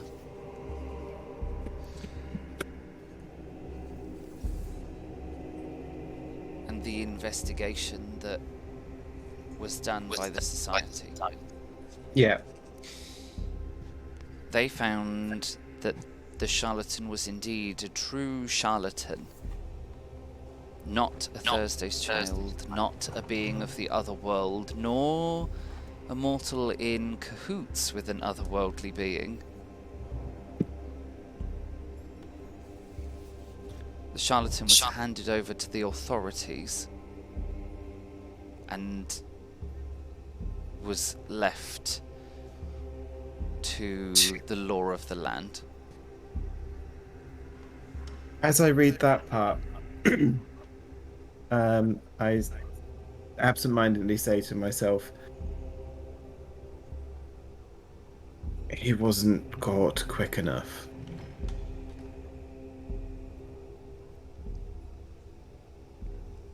Is that out loud? Do we hear that? Absolutely. Max, what have you found? The reason for the death of my sister. And I just pop the book down onto the table. This feels too personal now. And like you said, trauma creates a Thursday's child. Yeah. You happen across the Vaesen that brought yours. I happen across the human that brought mine. And the Colonel's book perhaps isn't ready for him to read it yet. This feels like, the entry requirement for us to be in this hall. Absolutely. And judging by the amount of cases, I feel we might be busy. As long as nobody has to suffer. That's the hope. Yeah. That's our job. Yeah. Max, as this conversation goes on, you look over to the table. You look past the table, and you see that there is a shelf devoted to inkwells, rolls of paper, quills, pens, all the implements that you would need to write. To write a record, a report, draw a map, sketch a picture, write a letter. Elstrad, Yes. if I write a letter, would you be able to pop it into town for me by any chance? Of course. Thank you. I wander over to the shelves and I pick up an inkwell, a quill, piece of paper and an envelope. And I sit down in the nice chair. It's quite comfy. It's well sprung. There's no dust. And I begin the letter, "My dearest Quentin."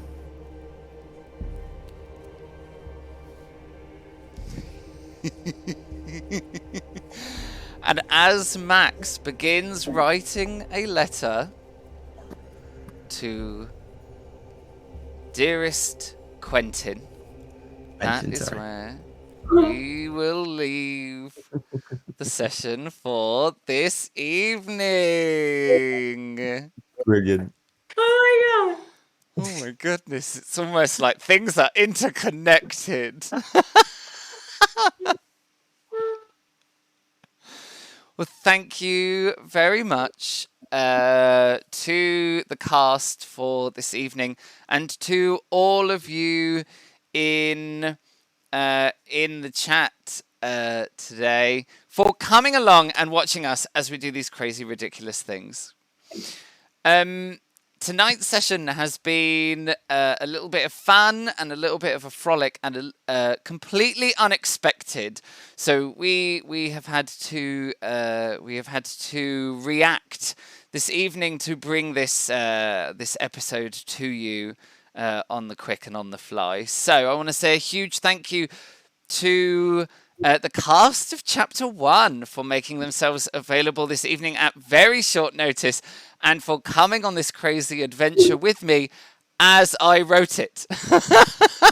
So a huge thank you to our cast for coming along. It has been an absolute hoot, and it has been very exciting to begin shedding light into the society, this mystery that you have all got yourselves involved in, but also to be able to kind of share the driving factor behind what started Chapter 2.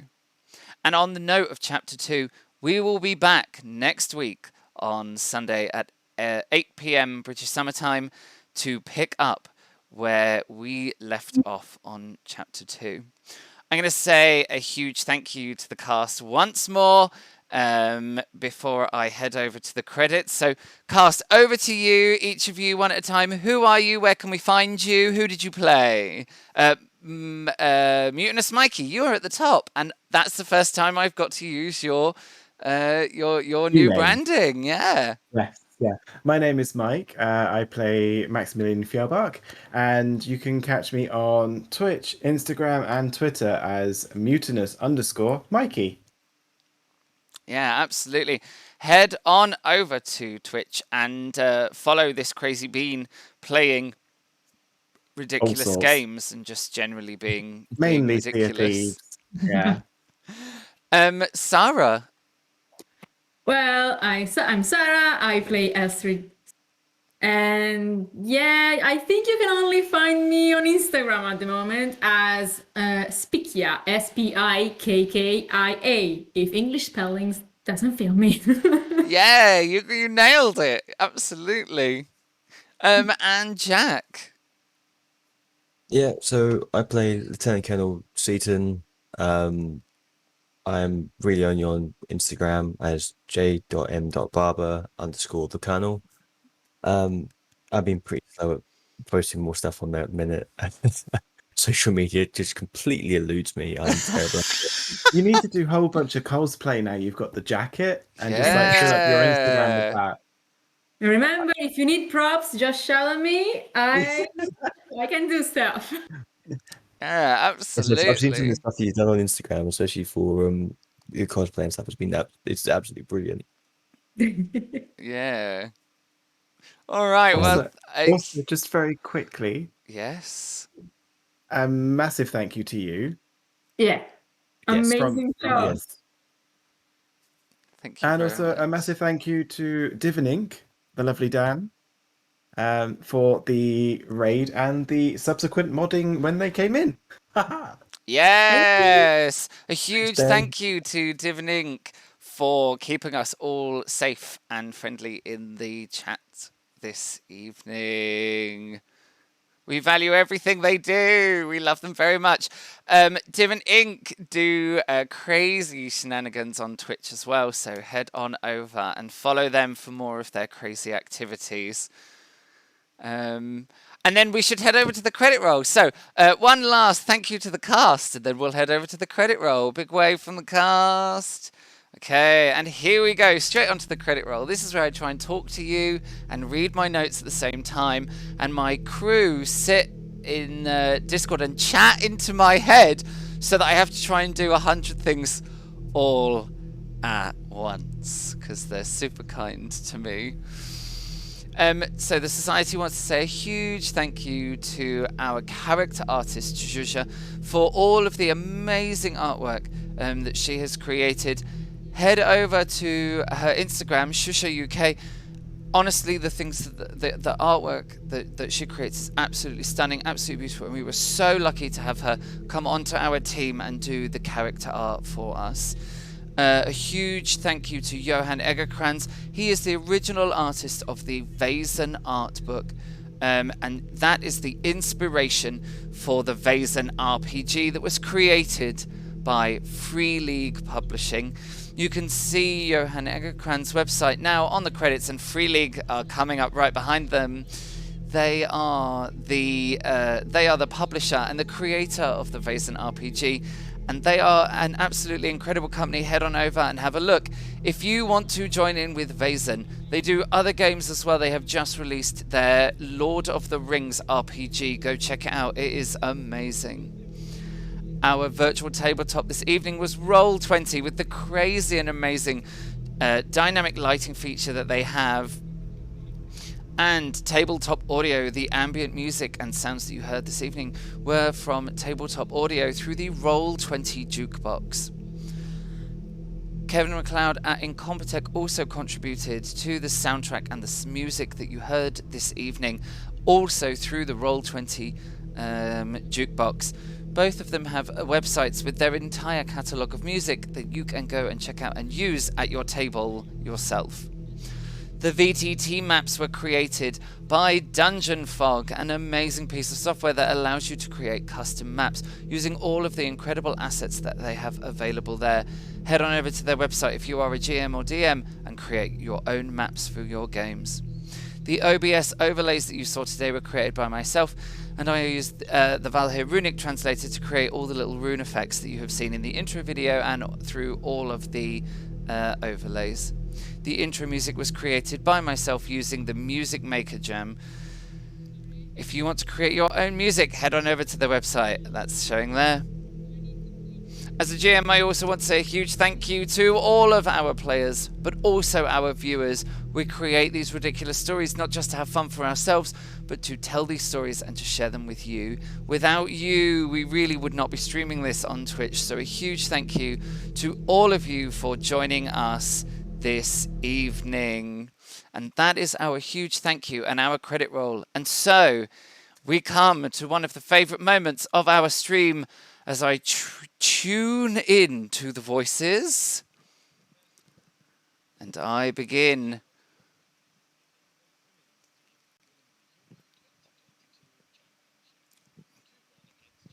Okay, so using these mediumship skills that I have, this clear audio, the spirits are saying to me that we want to say a huge congratulations to the women's team who have won. What have they won? Yeah, I get that bit, voices in my head. Okay, so the England's women's team have won the Euro 2022 Championship. Was that right, voices? They beat Germany 2-1 at Wembley. So a huge congratulations to them for representing England and winning their competition. That is amazing. Yeah, absolutely. We should celebrate the achievements of all of our amazing sports people. // Here we go, people. The voices. They're telling me the raid. /raid. Space. Charlie. Alpha. Sierra. Tango. Tango. Underscore. Gamers. Gamers. Did you say, sorry, can you just say that again, just so I know that I get it right? Uh-huh. Beginning with G, not D, yeah? All right, okay, so... Okay, this sounds fabulous. All right, everyone, I am going to hit that raid, and we are going to head over to Cast Gamers, who are playing Gaze of Our Lives. So, for all of you... Oh... Voices in my head. Here we are, everyone. I'm so glad you're all with me in this chat. Successful, professional streaming happening here. I've got a warning message. Voices in my head. It says the target channel only allows in-network raids. I don't know what that means. I probably have to follow them first.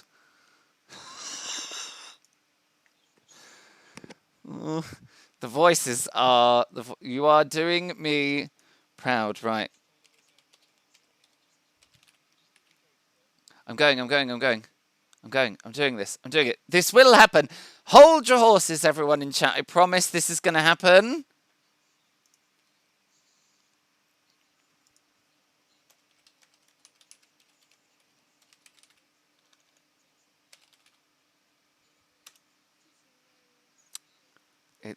I'm still getting the same... Yeah. Yeah, you're going to have to find me because I can't raid out.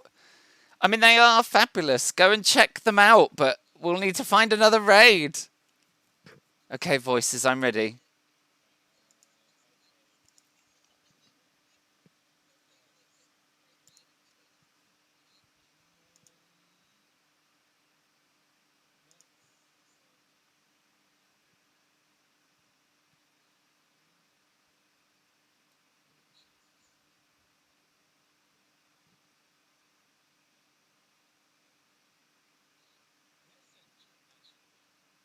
I promise I am listening to voices, everyone in chat. I'm not just sitting here in silence forgetting about you all.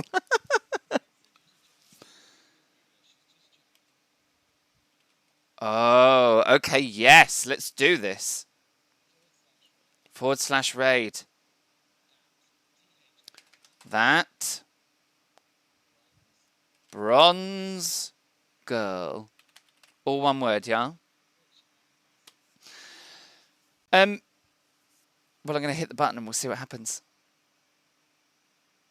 All right, guys, I am throwing you over to that bronze girl, James Bueller, who is one of Jasmine Bueller. Sorry, I've got like a mouthful here. She is one of my absolute favorite DMs of all time. She's absolutely incredible. She is the DM for Silver and Steel, which is a D&D Beyond D&D game. If you like D&D and you like this kind of thing, go and watch it. It is absolutely ridiculous. I watch her purely for her characters and the ridiculousness and the incredible worlds that she creates. We're going to head over there now. I'm going to say a big thank you as I end the stream and fling you over to that bronze girl. Thank you so much, and see you next week at 8 PM BST, where we will start Chapter 2. See you later, everyone. He says, and then press...